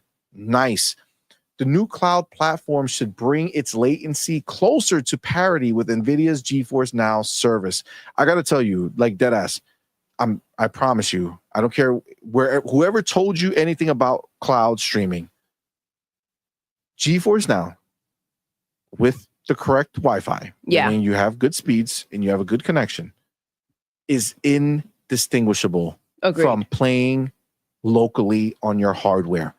Matter of fact, if you're an Xbox Ultimate subscriber and you have in the GeForce Now, their kind of ultimate tier, you are playing a high-end PC in your handheld. And it runs beautifully. I played a huge amount of Doom on the GeForce Now service. And let me tell you, I had no issues. I never said, oh man, that latency got me. I didn't get to dodge correctly. I couldn't get out the way correctly. Not once. Buttery smooth. Not once. So the fact that Xbox is now taking their Xbox cloud systems, doing a next gen version of that, and going ahead and advancing the platform to bring it closer to parity with GeForce Now, that's phenomenal. Because let's not get it twisted. Cloud xCloud works very well. Like I have no complaints. The only time that it's a bitch is if I played on GeForce Now and then switched over, and it wasn't because of how it feels. It's more about like the graphics. You know, GeForce Now, I'm getting the high-end PC version versus, you know, when you do the xCloud, you're getting the Xbox version, right? So, but aside from that, it works great. So the new cloud platform should bring its latency close to parity with NVIDIA's GeForce Now service, which is arguably the performance leader right now, and still integrates Microsoft's Xbox PC Game Pass, which it does beautifully. NVIDIA GeForce Now just launched a native app for the Steam Deck, which is what I use as well, presenting another competitor to Microsoft's cloud gaming strategy. Microsoft was previously working on a cloud-first mini console dubbed Hobart, which was also canceled. Well, that was canceled because there's no point. You got Amazon Fire Sticks. Why would you ever need to make your own version of that? It's silly. So he says, handhelds are the future. Microsoft is investing to ensure it won't get left behind. Microsoft potentially has some time stacked against it here, with SteamOS and the Steam Deck platform already spreading across to Windows 11 based PC gaming handhelds. You can now install SteamOS on the Legion Go and Asus ROG Ally. And initial tests reveal huge battery life and performance improvements at the cost of access to certain services like PC Game Pass and certain launchers and features, which is the big problem with SteamOS and why SteamOS still won't take over Windows on handheld unless you're a Steam Deck. a Steam user only. Yeah. Right. So if you're exclusively a Steam user, then obviously the choice is clear. For gamers who prefer Steam, SteamOS is increasingly presenting an existential threat to Windows gaming dominance. Microsoft seems to have recognized here that it can't totally rest on its laurels. Seems to have recognized, here that it can't totally rest on its laurels here. Okay, Jess, you're fucking with me. Microsoft has an Xbox showcase coming up June 8th. We'll be there, where it will reveal the latest and greatest games from its vast content portfolio. No one can criticize Microsoft on its gaming content output right now, with Xbox Game Pass being absolutely on fire atop dozens of studios churning out high quality content. But the hardware future remain a little murkier. The potential is huge, though. Microsoft's first-party hardware teams across Xbox and Surface are best in class, but Microsoft corporate might have different ideas about how to grow its gaming brand. Hopefully, these priority shifts will deliver improvements PC gamers are looking for and eventually lead to a more optimized platform for things like Xbox Play Anywhere, Xbox Cloud Gaming, and the multi-modality that Microsoft clearly believes is the gaming future. But can they do it fast enough before the PS6, Nintendo Switch 2, and SteamOS take all that limelight? Time will tell. That was random. What do you mean? Nintendo Switch is just not going to ever take its limelight. Nintendo Switch is just going to be Nintendo Switch. But yeah, so that's the article. Yeah, I think the point is to go ahead and once having the right presence when you do show up in that space. And I think that that's what they're making sure that they have. A little dramatic. Yes. That's the word. Xena was good, homie. That's exactly what it was. Like, all right, come on, man. Yeah. Like Nintendo's already on their second Switch. This handheld game has kind of been popping for quite a bit, and I don't think that it's going to slow down. This is just a nice way to access, your game and kind of have it on the go and not have to, just necessarily be there in front of your TV when you're playing. So these are just options, and I don't think we're gonna not want those options. So there's no such thing as being late to the game, or I don't think we're in a space where you're going to say, well, I have, the Switch 2 or the Switch, so I don't need the Xbox handheld. If that's something that you're looking to get or something that you want, is something you're going to buy. Facts. Agreed. 100%. Amit Kumar says, ponies talk about Xbox, PC dudes talk about Xbox, Nintendo dudes talk about Xbox. All these motherfuckers can't keep Xbox out their mouths, even though they say it's dead. That's the truth. That's the truth. You know what else is dead and no one talks about? Concord. Right? So normally when things die, that's what happens. And you're right, Amit. They can't keep the name out of their mouth. Somehow it's dead, and you would think that they would just let dead things go, but they can't let Xbox go. And it's funny because they can't stop talking about Xbox, so they're the ones saying that Xbox is dead. 100%. Jakester, what's up, Yo, man? Thank you for being here. Says, the only thing PlayStation has released lately is the staff. Oh, I mean, he ain't lying. Wow. Damn. That's real crazy. That was good. That's real crazy. Yeah. Force One says the name Xbox haunts these fools. It does. And they've changed the game. It's because Xbox is choosing a different path, right? They're not playing the same game with this console sales crap and using and trying to compete with somebody that they themselves already decided were not competition, right? They see what's coming. They don't care about any of the bullshit. They are going and they're doing what gamers want, making games. And not only just making games, but making games you want to play. Yeah. That real gamers, that full gamers want to play. Obviously, there's gamers that only play certain games all the time. Those are a different breed, right? The people who like variety, like to play different stuff. I mean, Xbox is delivering that in every way, shape, or form for you. So, honestly, this is just the new normal, and they hate it. You know what I'm saying? Yeah. They hate it. They don't want it, and unfortunately, nothing's going to change for them. So, sadly, they're SOL. That being said, I'm very excited to see what that new handheld is going to look like. I hope that they do release it this year. I hope they do have their software game on point. I am going to go and check the ROG Ally and download everything and see if that changes anything. It, yeah, okay, because it's worth checking for sure. I'm going to be taking a nice flight, and it would be nice to be able to have some games on there that I can play during the flight. You know what I'm saying? I think that would be nice. It would be nice. It would be nice. Washington Myers. I fucking Hamilton. This shit. Okay. Anything else on this, baby, before we move on? No. Again, it's just, this is great news. I don't know if you kind of dive into it. I don't know how you can not feel, I guess if you read the headline, but, this is great. I agree. Your question has been answered. Say it again? Your question has been answered. It has. This is the biggest fear and it's right around the corner. Yeah. It's coming out this year. I wanted this. I wanted to know that they were going to be serious about making this a dope handheld. And that's what they're doing. So We'll see what they got. I'm ready to see it for sure. For sure. All right.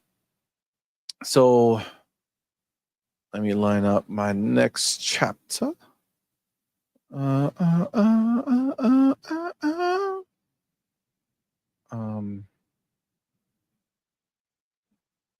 the way, I have to save this because I didn't even I wanted to use it, but I didn't. But for the first part that we were talking about, like Shuhei saying that Game Pass was like, crap, dangerous. Okay, just as a quick, just a show. All right, see that? That's so dope, by the way. That's Expedition 33. 3.3 million copies sold. The 3, excluding Game Pass, in 33 days on Game Pass. That's wild. Expedition 33 in 33 days sold 3.3 million copies. 7 million players for Lies of P. 7 million people playing their game.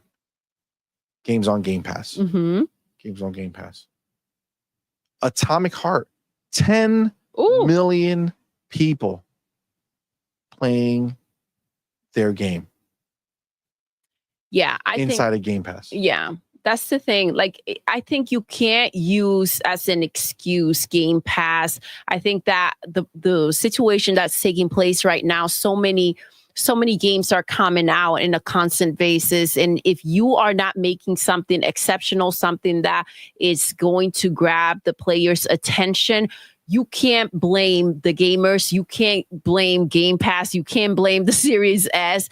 You have to kind of say, well, maybe my game just didn't take. Maybe it wasn't a good enough game. If I can't come up with better ideas than this, maybe I should think about doing something else with my life. You know what I mean? I think sometimes the world is telling you to move on from something. It doesn't necessarily mean that you have to blame everybody else for the shit that you can't handle. So, Bars. And then Adam Fall also had great success, thanking players. Thanking the players for being in there. Again, I think they did over 3 million, if I'm not mistaken. Nice. But that's Game Pass. All these things on Game Pass, right? But it's bad for the developers, though. It's bad for the developers. And listen, I think developers themselves that have had their games in Game Pass have come out and said, like, I don't know what they're talking about. So I think it's, being outside of the club that it stings a bit. And it's just going to get worse and it's going to just hurt that much more. So learn how to cope with the pain in different ways, other than being out there making a fool out of yourself and sounding stupid. Big facts. Big facts. All right. So for the last chapter here, we are going to go ahead and talk. Well, hold on. Actually, let me get the chapter first before I say it, and then I gotta rewrite the chapter. And it's like motherfucker. Okay. Here we go. All right. So the next chapter, we are going back to Jez because we will be talking about the Xbox Showcase. Yes, it's here. Our time is upon us. Next week, we will see what Xbox has planned. We will see the future of gaming from Xbox. And that, my friends, is very, very exciting. So we're going to have, we will have a show on Tuesday next week. Yes. And I was a little off with the days. Yeah, but I do want to kind of just me and Doodle be able to kind of sit down and go over the show, what we think is likely, and what we like to see. So definitely want to talk through this. Jez Corden put a nice write-up talking about a lot of the stuff. So we'll just go through what he's saying here, and then we'll kind of talk about our shit with it. So as you can see, Xbox Showcase 2025 preview, what I expect to see from Microsoft's big annual games blowout. It's that time again. This Xbox Showcase is upon us, set for sale on June 8th. What can we expect to see? I have some ideas without hard spoilers. All right. So gaming has changed immensely over the last few years. Wait, hold on. I don't want to talk about his emotions of this other shit. Now views current business, blah blah blah blah blah. Okay, so this is a recap of what we already know. Okay, so this is not necessary. So over here we go. Will we see the notoriously missing games? This is the exciting part for us, right? This is the conversation we have. And right there, you see that picture, Everwild. Yep, Everwild. I want to see Everwild. It's time. It is. I feel like, it's a game with a lot of mystery for us. We kind of, it's like, okay, what exactly is happening here? What is going to be, the gameplay? What is this game about? We need answers, right? And we do feel, CMoney, I know I think this is you think it's coming out this year, right? I know it's coming out this year. It seems like they've left some Twitter messages that have left CMoney certain about their release being in 2025. So again, the game, a lot of nature, very beautiful. What is it? What is it? What are we gonna do? What's the game about? We need some answers. Did they not have the answer yet? Did they pivot? Like what took place here? So I'm excited. Yeah, I can't wait. And I think it's going to be one of those surprise games that, they did say there are other things that you guys don't necessarily know about. So I think this may be one of those that, it's going to sneak in. Agreed. and we're going to be Listen, shocked Xbox makes nothing but bangers. Yeah. This is just the facts. Since Redfall, everything has hit. Everything has been great, even shit that is in genres that you don't normally would think would be up to snuff, but they have excelled in every genre that they put their game in. So they have. They've nailed it. So let's go ahead and read. Microsoft has a huge array of studios to call upon when building content for showcases like this one, as well as truly huge amount of previously announced games that have since fallen into obscurity, shrouded by secrecy and whispers. And he's definitely referencing games like Everwild and Contraband, games that had some type of reveal. I mean, shit, Everwild had a couple of trailers that came out.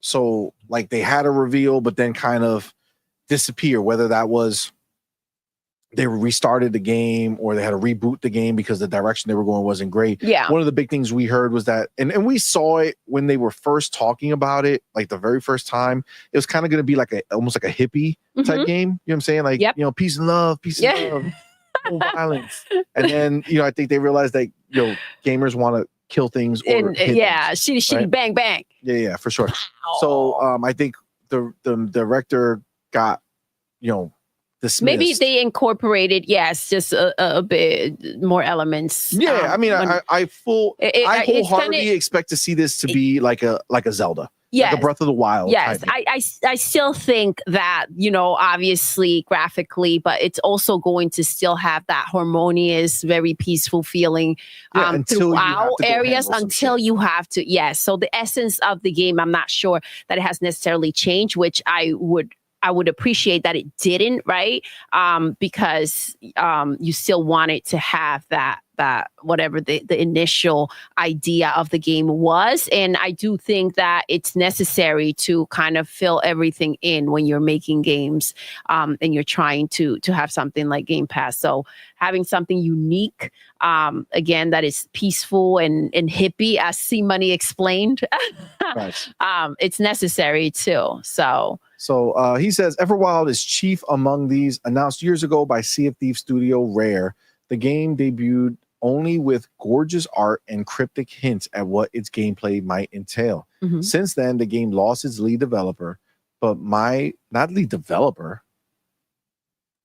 No, Rare has always been the lead developer. I think he meant the lead director. Possibly, yeah.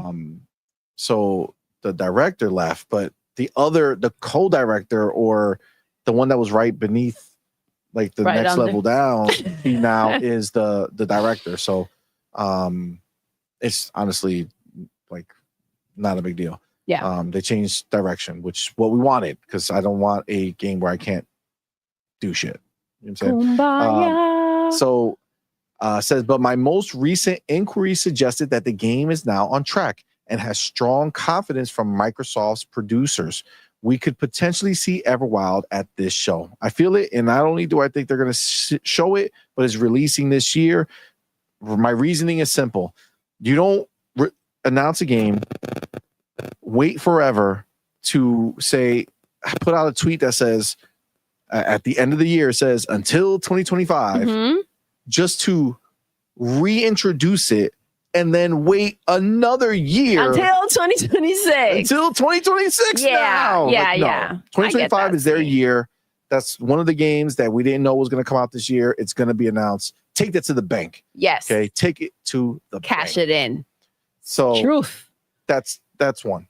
So then there are various other titles. Of course, Contraband, the mysterious heist simulator. Real quick, from let's Avalanche. talk a little bit about. Let's go back to. I see you, Cage. That's right. Stabby stab. Gogo over here.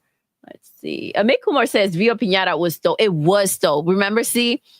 Absolutely. Yes. We had a lot of fun with that. But every time they will come in and take over your territory and mess up everything you did.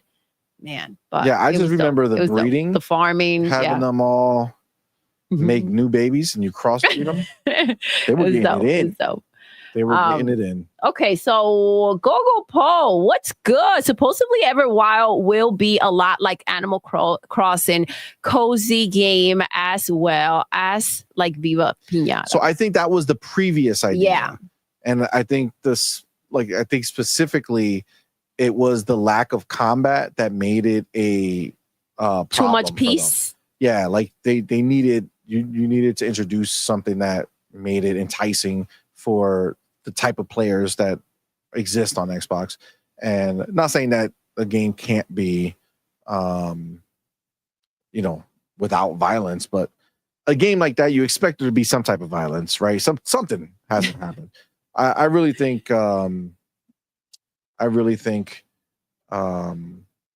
that it's this year. I don't think this is a let me hold off on time. I think it's a 2025 game. Yeah. For sure. Yeah. It's done. There is such a thing as waiting too long. If it's not, then I'll be wrong. But I feel like it is. Okay. And let me tell you something. If when I'm at that showcase watching this shit and they go ahead and announce a release date and it says 2025, I'm gonna lose my fucking mind. Okay. I'm gonna lose my mind. So very, very excited for that.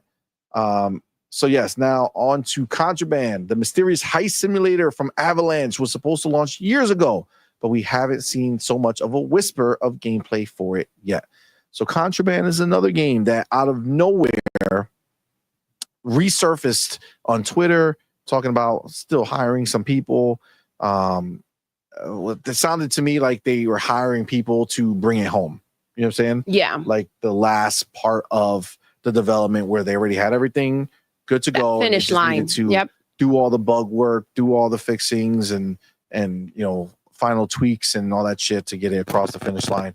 I feel like Contraband is the other game that's dropping this year in 2025 as well. And then I'll explain why, because one of my big theories about this showcase is like in with the new, out with the old. Yes. I really, really have a strong belief that this year they're going to focus on showing us the next step of their roadmap, right? So not the yearly update of a roadmap. Okay. I'm talking about like 2020 when we saw trajectory of State what? Of Decay 3 and saw the games that some of the games we're asking for right now. Exactly, right? So like this was a while ago. I don't know if it's 2020 or 2021. It was one of those years that they really showed us like the future of what was going to come, right? And at that time, we didn't have a shit ton of games coming all the time, right? So it felt really far away and it felt like you were actually waiting for these games. Now, I don't feel like I'm waiting for shit. Like I'm just playing the next game. When I open my eyes, it's like, oh shit, 2025 is done. We're going to be in 2026 already. I already played all these amazing games that came out this year. Yes. Holy shit, right? Because it's just, they keep giving us games. So you don't have time to sit and wait for things, right? But that being said, I do believe that their intention this year is to set up the next 3, 4, 5 years of games that are coming here to us. And then every year they'll do what they've done, which is every year they'll add to it, which keeps that, keeps it alive because they fill in the gaps, right? So you'll get like 5 or 6 games, excuse me, that are over the next 5 years that we'll learn about now. But if you talk about how those are going to stagger out, there's like 1 or 2 games, every year. Yeah. They're bringing a lot more than that. So every year they fill out the rest of the year with the games that they're announcing, right? So I believe that's the plan. I think that's the way it's going to work. I think it's time, to like go ahead and kind of have that refresh and kind of let us, see a little bit from the window. What you got in there? Peek. Peek behind the curtain. We need a little show. What's the next longer term roadmap? That's what I'm looking for. One thing, ya tú sabes. Saludos, amor. All right. So he continues. So Contraband is one of those games I do think it's going to come out this year. This year too? Yeah. Okay. Both of them. They're going to show us the gameplay. CMoney's spending a lot out there. Yeah. This might be like a December game. Okay. But I think it's dropping this year. So look out for Contraband. Okay. And again, if I'm wrong, I'm wrong, but I feel it. All right. So there's also State of Decay 3. Oh, whose photorealistic announcement trailer really set the expectation bar high. State of Decay as a concept and a franchise has truly limitless potential. So many games have tried. So many games have tried and failed to deliver a truly essential co-op zombie apocalypse simulation experience. From what I've heard, State of Decay 3 could be launching as soon as 2026. So maybe now is the time to offer fans a deeper look at what could be one of Microsoft's biggest games of next year. Okay, so State of Decay 3. So he's thinking next year. What do you got, see? State of Decay 3 is launching 2026 for sure, 100%. Okay, so is it gonna take that spot? So I'm thinking. Yeah. This is what I'm thinking. State of Decay 3 is going to get shown at this event. Yes. Okay, it's going to be shown. Okay. We're going to see more gameplay, and then it'll drop the first half of next year. Okay, so that's what I was going to ask you. I was wondering if maybe is that going to take that Avowed spot at the end of February, because I feel like that's a place, that's an important place. I told you December and February for me now are essential when it comes. Want a good December game. I do think it's going to launch on the first half of the year. I think Fable, which I don't know if he's going to talk about it, but Fable was delayed to 2026. I think that's also going to launch first half of the year. Mm-hmm. Fable feels like so fall-y for me, but yeah, I also felt the same way with South of Midnight. It felt like an October game for me, during that fall, but it was perfect in April. It'll just get reinvigorated come that time of year. But I think that's going to happen because I think, again, they're going to want to get through some of the old. Yeah. Right. Some of the stuff. Kind of get things out of the way. Yes. And like I told you, I believe that there are going to be a lot of new things coming that we didn't know about. Mm-hmm. And I think that's going to start filling in for next year, the back half of that year. Yeah. And then 27 and 28 and so forth. So State of Decay 3, we're going to see the game this year at the showcase.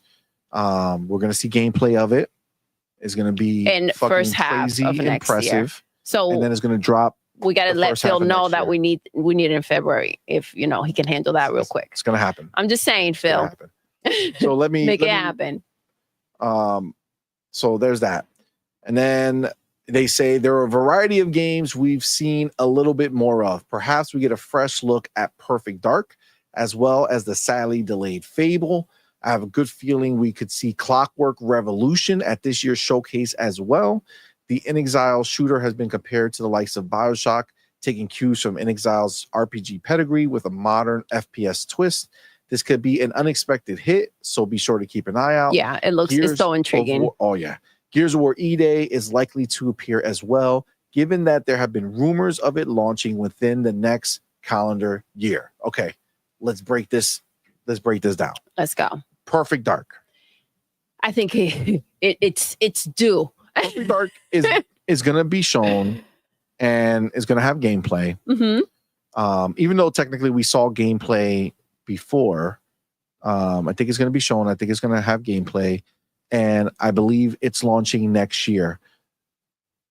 This one, though, I feel like maybe this one might be one to sneak into the back half of the year. I just feel like this one with creative, what's the name? The Initiative and Crystal Dynamics working on this and kind of having like a bumpy start to it. And finally kind of getting. So you think it's going. more of a time thing? They need a little bit more time. I think they're going to want a little more time to sort this out. Okay. So I'm thinking that, September type of time frame. September of 2026. Yeah. Yeah. I mean, it could depends on what else is coming out at the end of that year. That's what I'm thinking. That's where you can't. Yeah. You can't overwhelm the situation. Obviously. Oh man, but we're forgetting. Not forgetting, but like, shit. Early next year in May, GTA 6. Yeah. So all these games have to pop their cherry before May. So the ones are coming in on the first half. So State of Decay 3 has to come before GTA. Fable is going to come before GTA. But Perfect Dark I think might come after, but like far enough after that it's not going to matter. And then he brought up Fable. Yeah. Which I did already tell you that I believe Fable is going to be first half of next year. I do think we get another gameplay drop from it at the showcase. And they're going to do another perspective like they've done twice now. And man, I could only imagine how great that game looks in its current state. Like, remember that these games, they get their real final polish at the end of like the last year. I mean, we had the developers were arguing with, when it comes with to Fable, with the developers themselves saying, no, it's not gameplay. Not real. I feel like I've seen things till this day where they claim that wasn't real. And it's like you're talking to the developers. They even said, thank you for the compliment. But there is there's actual gameplay in there, and this is how low they go to try to, go ahead and mess with the narrative. But yeah, Fable looks insane. I think that game is going to be something so special. Fable's going to be it's such a big deal. A whole crazy world. Man. Is that the February game? I mean, I think that one could be more like a March or April, a little bit later. I think State of Decay is a good way to start the year. Just like you said, right? South of Midnight kind of, scary, had that, yes, right? Like that, the vibes, Halloween type, and State of Decay would fit in that same, in that same kind of, same feel. Yeah, exactly. So then Clockwork Revolution. So Clockwork Revolution, I feel they've been a little more chatty about it. So I think they're prepping. I think we are going to see that game and have actual gameplay now.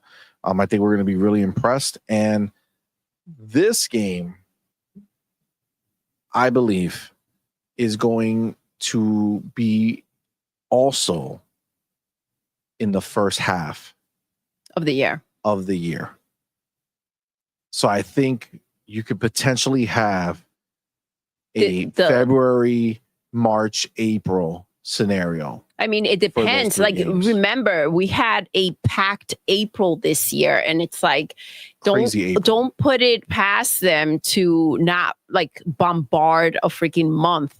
Well, you got to remember, they also have third-party deals for Game Pass that they're going to be filling in all these places too. So, like, whenever Clockwork Revolution drops, I'm sure there'll also be a big third-party day one Game Pass game. Yeah.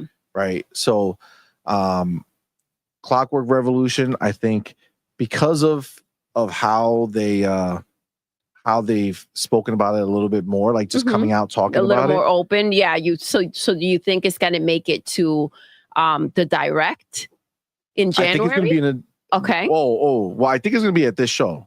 Yes, obviously. Okay. I'm just talking about like a deep. It could have deeper dive. I mean, all three of them could have a deeper dive. I love what they did last year when they had the developers and they had those they did it for, what did they call the deep dives with the developers during the fall last year. They did a South of Midnight. That's why we didn't think that South of Midnight would be on the developer direct. I love they did it with Stalker 2 as well. I love that they kind of just go in and really dive into the game, so you kind of get the vibe and understanding of what they were thinking while making the game, and what it really, like a little bit more of a back meaning to it before you dive in. It just levels, like it just layers the feeling for these games, especially when you're about to experience them. Facts. So I agree. I think that all these games have the potential to show up there as well. But I think Clockwork will also be at this show, and I think the launch will be first half. Okay. So then you got Gears of War E-Day. Now, Gears of War E-Day, there's rumors that it was planning to launch this year. Yes. But got delayed. So, which would make sense, because I don't think that they want to necessarily do too much of the, up to this point, right? Because they're still filling in these years. So they don't want to do too much of a, hey, here's Gears of War E-Day, and then it's coming out, whatever. But the rumor was for this year, but they also have the remaster. Yes. Coming out in August. Yes. Gears of War Reloaded. So I do not think that Gears of War E-Day is dropping this year. I don't think so at all. Matter of fact, I think that may be too much. I think it has more to do with the fact that, I do believe it could be too much, but I think it more has to do with the fact that next year is the anniversary. Yes. For it.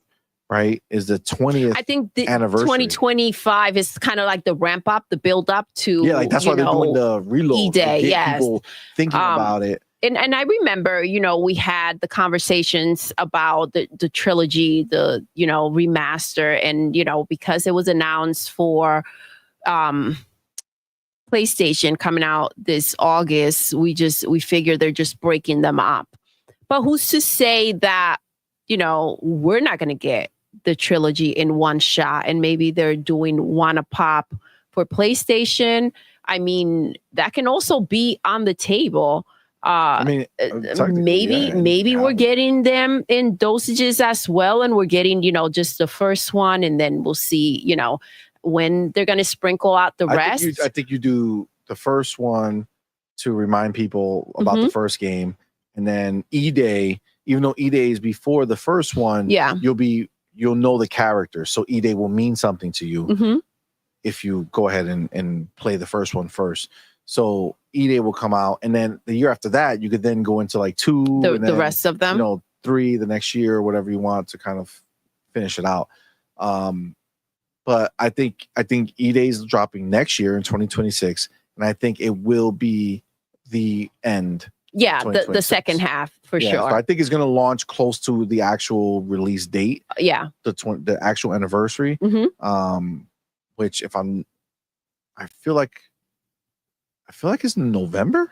I think so. Let me double check. But I could be wrong. But I feel like November of next year makes sense to me for Gears of War E-Day for sure. So yeah, I think Gears of War E-Day is going to be that's going to be November. November. Okay. Mhm. Yeah, so that's where I'm putting Gears of War E-Day. Yeah, November 2026. All right. that'll be perfect. Now he continues. What of Psychonauts studio Double Fine? Tim Schafer's beloved outfit has been relatively quiet in recent years, but I've heard some rumblings that they might be ready to debut their next title soon. Could it be at the Xbox showcase as well? My guess says yes. Perhaps we'll also see the mysterious Xbox project from Toys for Bob, widely expected to be a new Spyro the Dragon title. Okay, so two things here. So you have Double Fine, which I just literally played. I played a little bit of Brutal Legend on the cloud. Yes. On xCloud. I just played it a few days ago just because I saw that they brought it to the cloud. I was like, oh shit. Let me go ahead and hop in, and the comedy, how funny it is. I know you've been like, come on, Legend, give us another one. I want Brutal Legend 2, man. Listen, Jack Black. Jack Black is not. I always mess up his name, by the way. It's like so simple. Yeah, dude, he's so popular right now. Again, he really is. He did the Minecraft movie. He's worked with you guys multiple times. Let's get this done. Let's get Brutal Legend 2. I don't know what the fuck where that name left me. Brutal Legend 2. Let's get it done. Let's get it done. Let that be the announcement. It went from your lips to Phil's ears. That's what happened. So that's what happened. It's funny because we went to see the Minecraft movie in theaters and we enjoyed it so much. But we said we were going to wait until it came to like streaming services, just like available. And it is available to buy on a streaming service. We were like, dude, okay. How are you gonna stop? You got the kids. Yeah. There's no way. La la la lava. La, la, la, la. I know. Oh baby, like oh shit. I have to say, this dude, he's freaking good. Like it's like the catchiest shit he sings on a freaking movie, and you're just running around with it in your mind. But yeah, Jack Black is something else. So I do believe that Double Fine is gonna show their game. Okay. This showcase. And I do believe that game is dropping this year.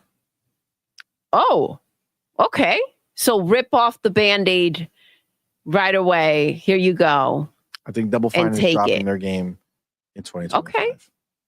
Now, as far as Toys for Bob, I don't think that's going to show up. That's a partner title. Spyro the Dragon. I don't know how quickly they got something that's exciting to show. Yeah. So I think that's something that's still kind of in the works. I wouldn't count Spyro the Dragon or Toys for Bob to be at this show. I would like to be wrong, but I don't think so. And even if it was at the show, it's definitely not a this year game. So that's why it's like, why show that one? Because Spyro the Dragon is not like a panty dropper. No. You know what I'm saying? Like, it'll be cool. I'll be like, oh shit, they're actually doing it. Yeah. Dope. But it's like, it's not sexy. Jump off your seat. Yeah. Yeah. I mean, maybe to some people, but no. Yeah.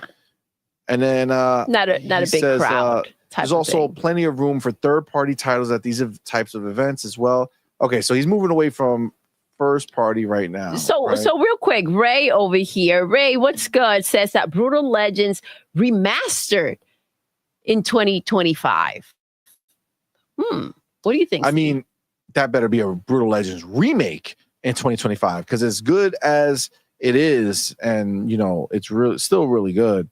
I mean, you got to put yourself there. You know what I'm saying? Like, you got to transport yourself back. So you want a full blown? I want a next gen. Yeah. Brutal Legends. Okay, so if you're remaking 2025, there's a great game, great way to reintroduce it to the world. Sure, but I also would just like a part 2. You know what I'm saying? Let's make it happen. Before we move away, because he's talking about third party stuff like that.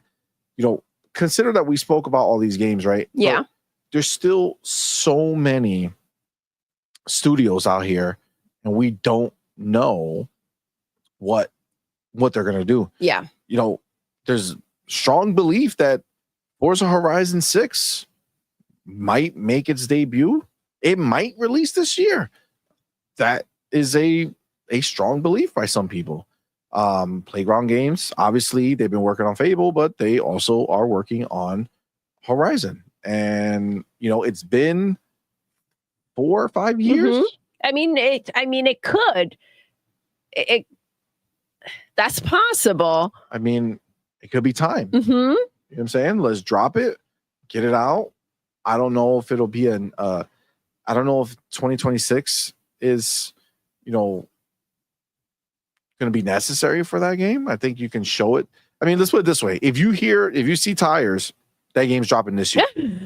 They're not going to show it now and then drop it next year. That's for sure. So if they show that game this year at the show, you will be getting that game this year to play.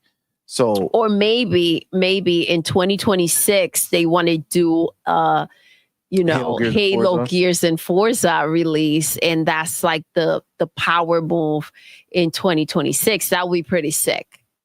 I feel like it'll have more weight like that, but I mean, who knows? I mean, again, I'm not necessarily somebody who says I need Forza this year. Like I'm fine with it not coming out this year. I'm fine with it coming out next year. It just depends.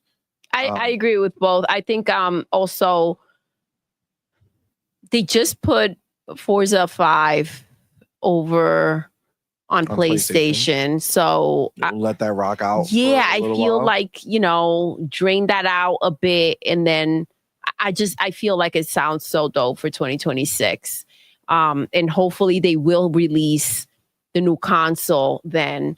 And it'll just be one heck of a freaking year. Legendary, some may say. I mean, some may say. Some may say. I think that would be a great. Either way, we know it's coming. It's just whether it's this year or next year. Either way, I'm fine. I feel like they missed their window with Halo Infinite, and I feel like this is such an opportunity to not just do that, but like really go big. So that's the other game. Yeah, right? That's the other game that he didn't even bring up here, which I don't know if he didn't bring it up because he knows it's going to be there and he didn't want to. You already said that it was going to be there. See, well, they better show up. Halo. I really feel like it needs to. I feel like it's time. You showed us the teaser. Now show us the real shit. You know what I'm saying? Give us an actual look at whatever's next for Halo. Even if it's a fucking teaser, bro. Like, just do it.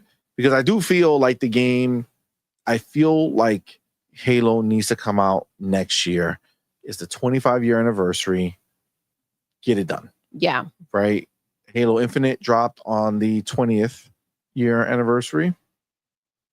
So let's get the new game ready and able to go for next year, 2026. I feel like that has to happen. I really want it to happen. I believe. Make it happen. I also want a fucking surprise, and I want them to show us the next gen console plans. And I want that console to be coming out next year. I do. Oh, I mean, 2026 is the fucking year, man. 2026 is the year. I don't know. 2027 is now the new date that people are talking about. I'm gonna say with 2026 for now. Yeah, until 2026 is over. It's like concrete, like not happening. There's no way around it. I'm gonna hang on next showcase to that 2026. So if they don't announce it here, I'm still gonna keep hope. Oh yeah, until June showcase 2026. Next year, 2026. If by then, it's probably not gonna happen. If they didn't show it. If by then, I mean, maybe I'll give it a couple of weeks after. Just a little room, a little breathing room. I just feel like 2026 is such a dope ass fucking year for Xbox.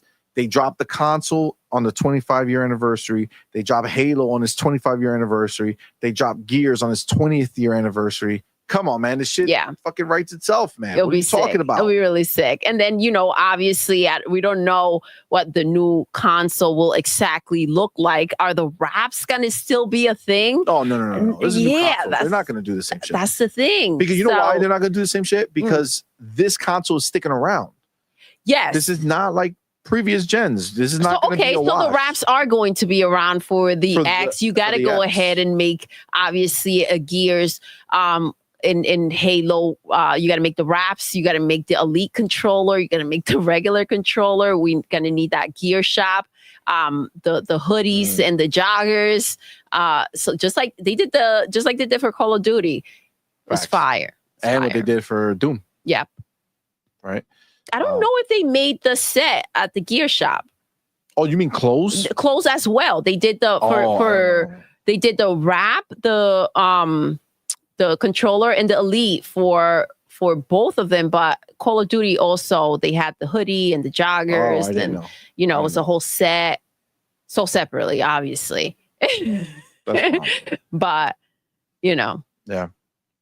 Well, I think it would be perfect. So I'm really looking forward to that. You also have some of the partner studios like 100 Star. Mm-hmm.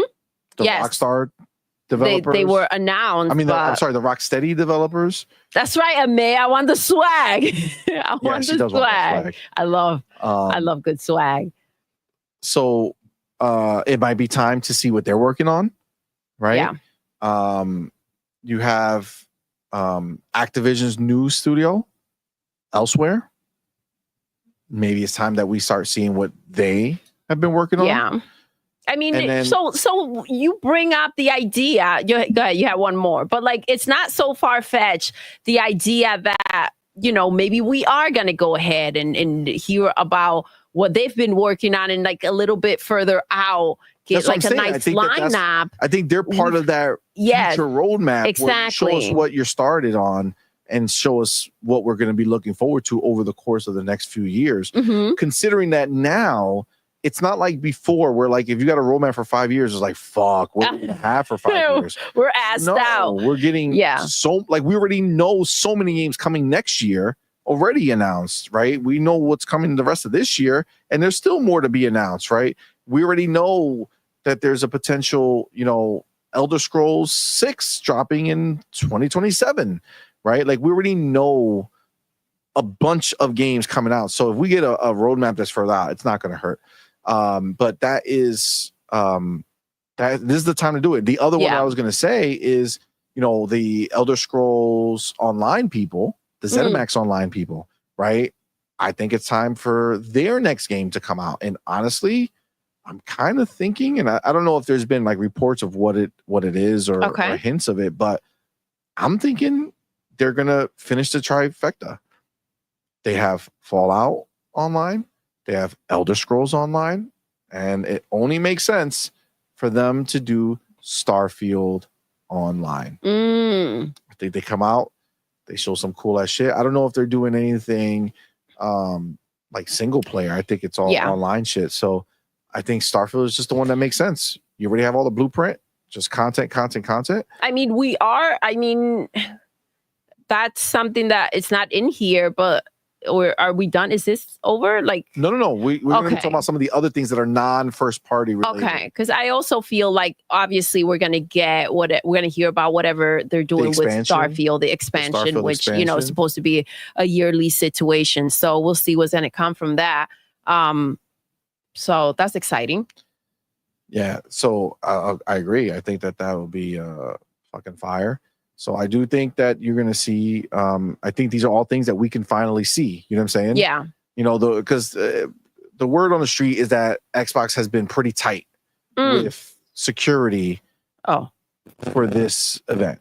As far as not security like the event, like a bodyguard, but like making sure that it's on a need to know basis, right? So like not random people don't just know what's happening for this event. So I think you do that when you have things you want to keep under wrap, when you right? have exciting shit. Yes, like that you don't want people out there ruining, because that's essentially what takes place. It takes away from the build up and the excitement and that thrill and joy of like hearing about something. That's the problem with like rumors and stuff. You hear about it and it's a double-edged sword. I don't necessarily enjoy them much, because the problem that you have with that is that you hear something and then you're expecting it to happen. And when it does happen, that initial excitement from seeing it for the first time is kind of taken from you, because you kind of heard about it already. And it's like, it's just not the same. So, and the disappointment again, if it's not there and you're like, you already made peace in your soul, that's what was going on. It's like, facts, man. Facts. Anyways. And then I do think, so you have them, and there's like so many more studios that have already released the game, like Ninja Theory, right? Ninja Theory released Hellblade. Yes. But we knew that they were working on multiple projects at the same time. Ninja Gaiden 4 is coming out this. Well, Ninja Gaiden 4, that's coming out this year. That's gonna be crazy.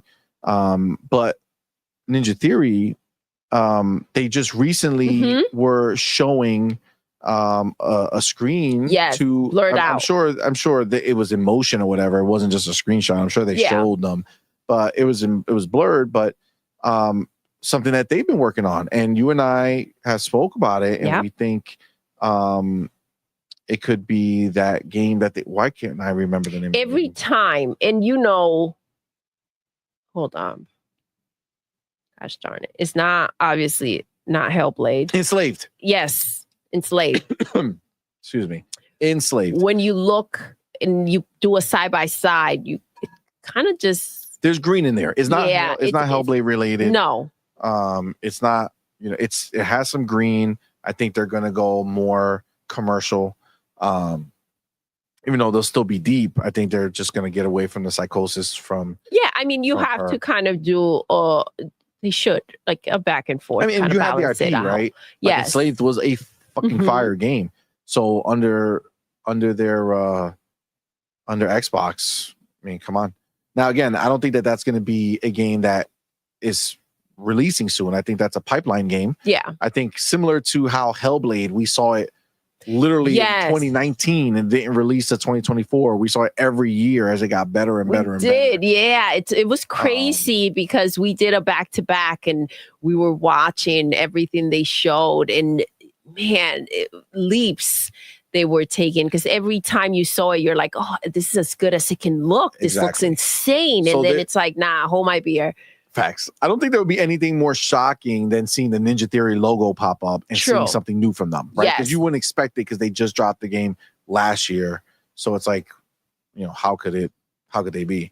So Emil Caress, how you doing, bud? Says, is the Enslaved owned by Bandai Namco? That I don't know. That's a good question. I don't know how much Bandai Namco gives a shit about the Enslaved IP. I'm assuming that might be pretty easy for them to get, if they wanted to. So I'm just saying that Ninja Theory, I wouldn't rule them out just because they dropped the game. I think everybody's shifting to the next one. I think it's easy to put a vertical slice together for them to show what the game's going to be. And again, you're literally talking about starting to see next gen games, like next gen, not current gen games, next gen games starting to get shown. And that is going to be very exciting. It's just whether or not Xbox says, hey, this is a next gen game, you know what I'm saying? Or not. So, but you have them, you have Blizzard, you have even like Blade, right? It's been a few years now. It has, or a couple years. Obviously, it's that initial. And somebody on Twitter, I don't know who they are, put like a post up that says you'll see gameplay soon. I don't know if they know something or not, but they put up that you'll see gameplay of Blade soon. So, maybe it's time to pull back the curtain on Blade, and see what that looks like. I mean, again, there's just so much. Yeah. And I'm thinking of like last year and the way that they compact the show, because I feel like we're talking about so much and it sounds like, well, maybe that's just that's too much, right? But it's really not, because of the way that they did the show last year. It was just back to back to back to So back. It good, was man. like it was the most amazing show. So I can only imagine that if it even just matches that energy, which I'm sure it's just going to just be a lot more overpowering. But even if it matches that energy, it's like, man, Agreed. kudos. And then you have Obsidian, Mm-hmm. who, as much as we think about Avowed that came out, that was amazing. Yep. We are going to Phenomenal see another game. Obsidian game, Yes. which is Outer Worlds 2. Back to back. That's crazy wild. that they're flowing this way. Mm-hmm. But you still have two other teams at Obsidian that could absolutely pop up and surprise the world with the team that made Grounded.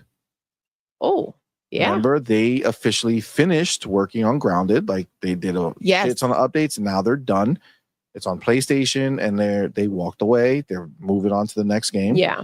So that team can very well be showing us their next thing. For further out again, but yeah. And then you have Pentiment. Yes. That came out in 2021 or 2022. One of those years. It's been years. Yeah, it That's has. the Josh Sawyer team. And maybe it's time for his game to be, shown or and talked about. Yeah, highlighted. 2022, November 15th. 2022. So 2022. Yeah. It's been 3 years. So almost 3 years. I think it's time to be able to show something. And I think that's the money shot. So, like, again, I feel like I may be even missing, Blizzard. I'm sure Blizzard got some shit that they're working on.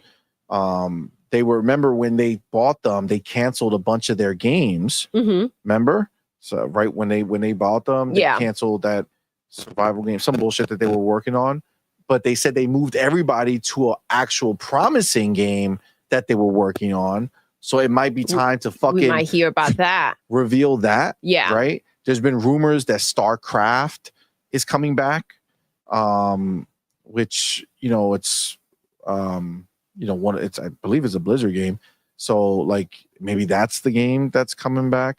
I mean, shit, bro. Do you think that they're going to open the show with Call of Duty? I think Call of Duty opens the show. Yeah, like they did last year. Opens the show. Yeah, I mean, obviously, I think that's just a given because I think it's an expected thing. And unless they're doing a big blowout like they did last year, I don't see them not doing. Not open. I feel like you just start with a banger. I mean, trust me, they have plenty that they can start with.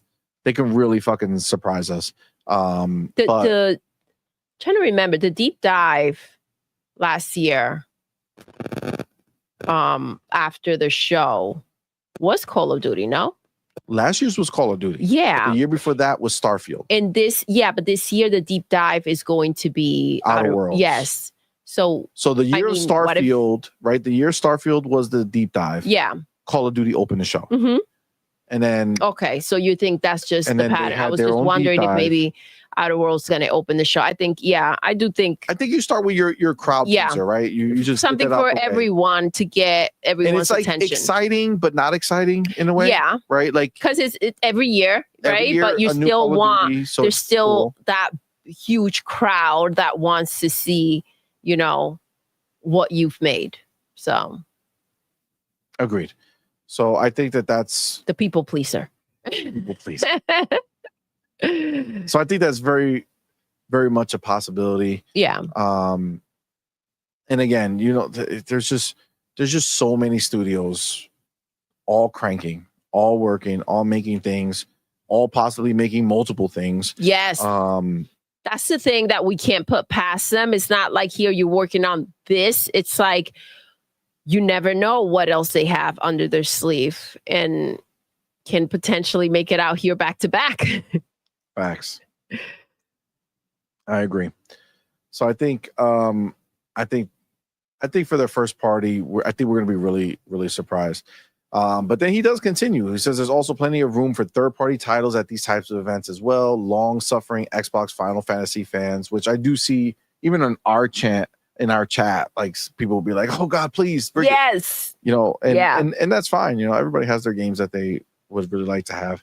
We know Square's got their legs open. I mean, so penetration is sliding through. It's just when, right? So, so Final Fantasy, he puts here, fans should finally get their vindication at the Xbox Showcase with titles like Final Fantasy VII Remake and Final Fantasy 16 be announced for Xbox.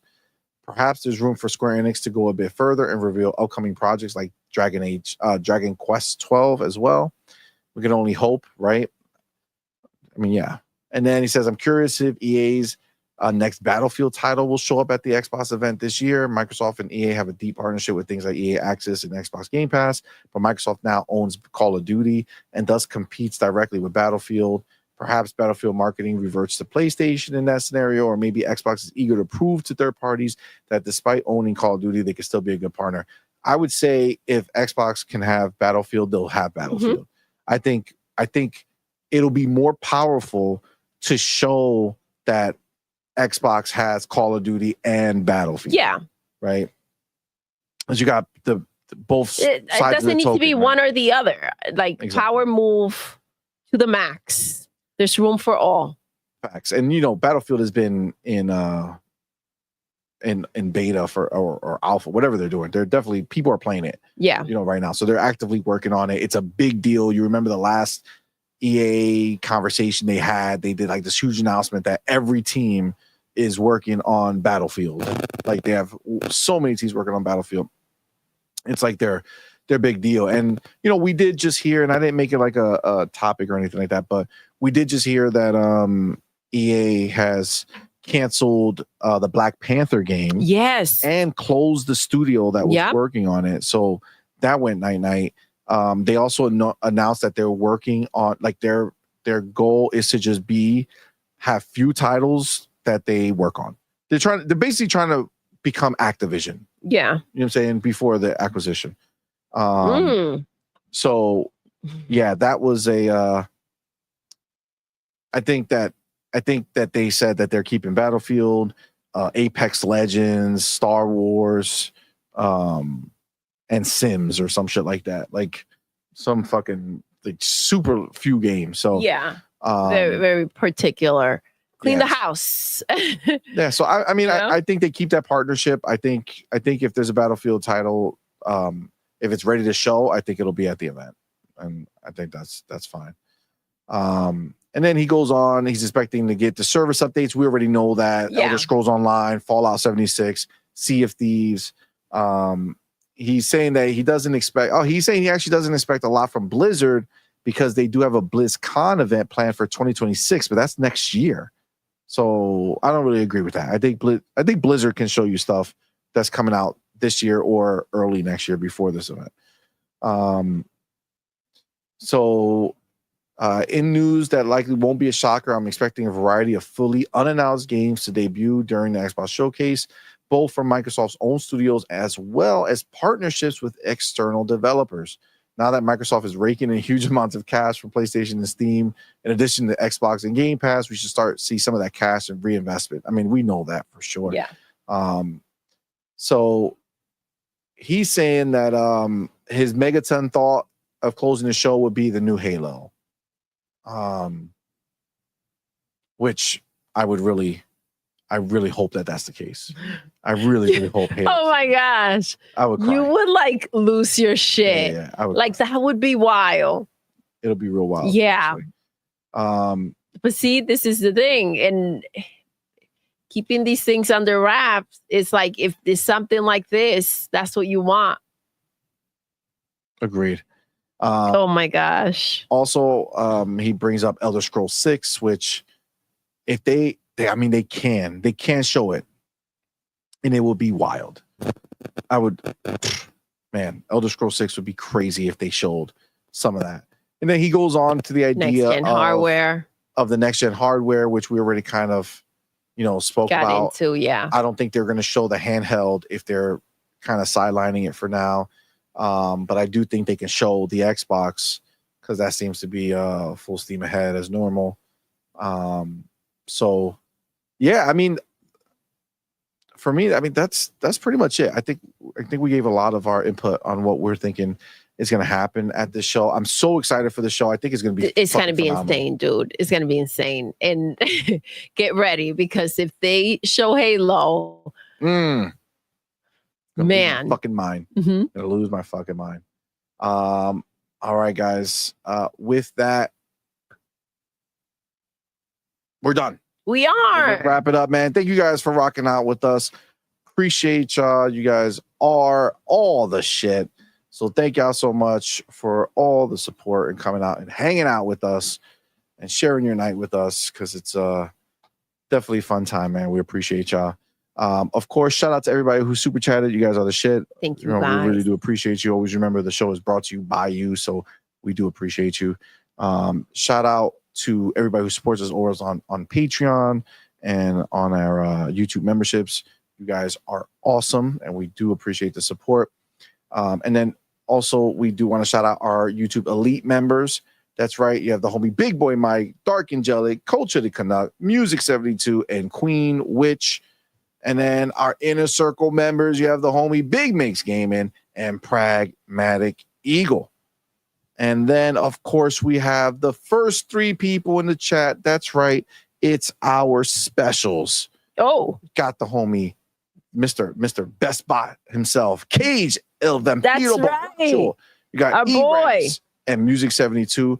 First super chat from the night was our boy Ryu Art. Thank you, my brother, with that $2 super chat. Thank you. And Ray Oid hit us with that 20 for the biggest one of the night. Thank you, Ray. And Spartan 661 went ahead and gifted 5 On Point for Gamer memberships. Be Nice also went ahead and gifted 1. So thank you guys for the support. Nice. We do appreciate you all.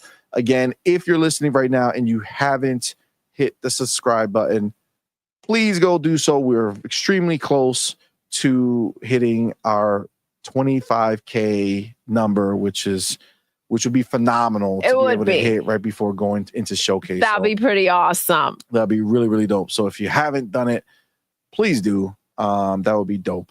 Moonlight A's, I see that profile pic. Loving it. Dope. Jiu-jitsu, that's fire. Our boy, Cage El Vampiro Borracho says, Doodle, I got to be Miss Universe tonight. That's right, my love. You did. We love you, Cage. Absolutely. Guys, remember, we will be back Tuesday night. Yes. At 8 p.m. Tomorrow night. Damn it. What's today? Tomorrow's Friday, right? Shit, I had someone. All right, my bad. Okay. We'll be back tomorrow night. Or Tuesday. 8 p.m. or tomorrow. The night shift. Doodle, myself, Hargy, Demo. We'll be in the building. We're going to have a great time. Then we'll be back Tuesday. There you go. 8 p.m. Eastern for Night Quest with our boy Pharaoh. And then that's it, guys. We will be. See, this is where I got confused. You see, it happened to you too. I was like, wait, hold up. Tuesday's already. Like, it's the days. Yeah. The days are going by. Next week, we will be gone Thursday, Friday, Saturday, and Sunday. Yesies. Yes. So we'll be gone those days, which means we won't have shows. That being said, though, that doesn't mean we won't go live. Oh. I'm thinking that we will be going live, but it'll be myself.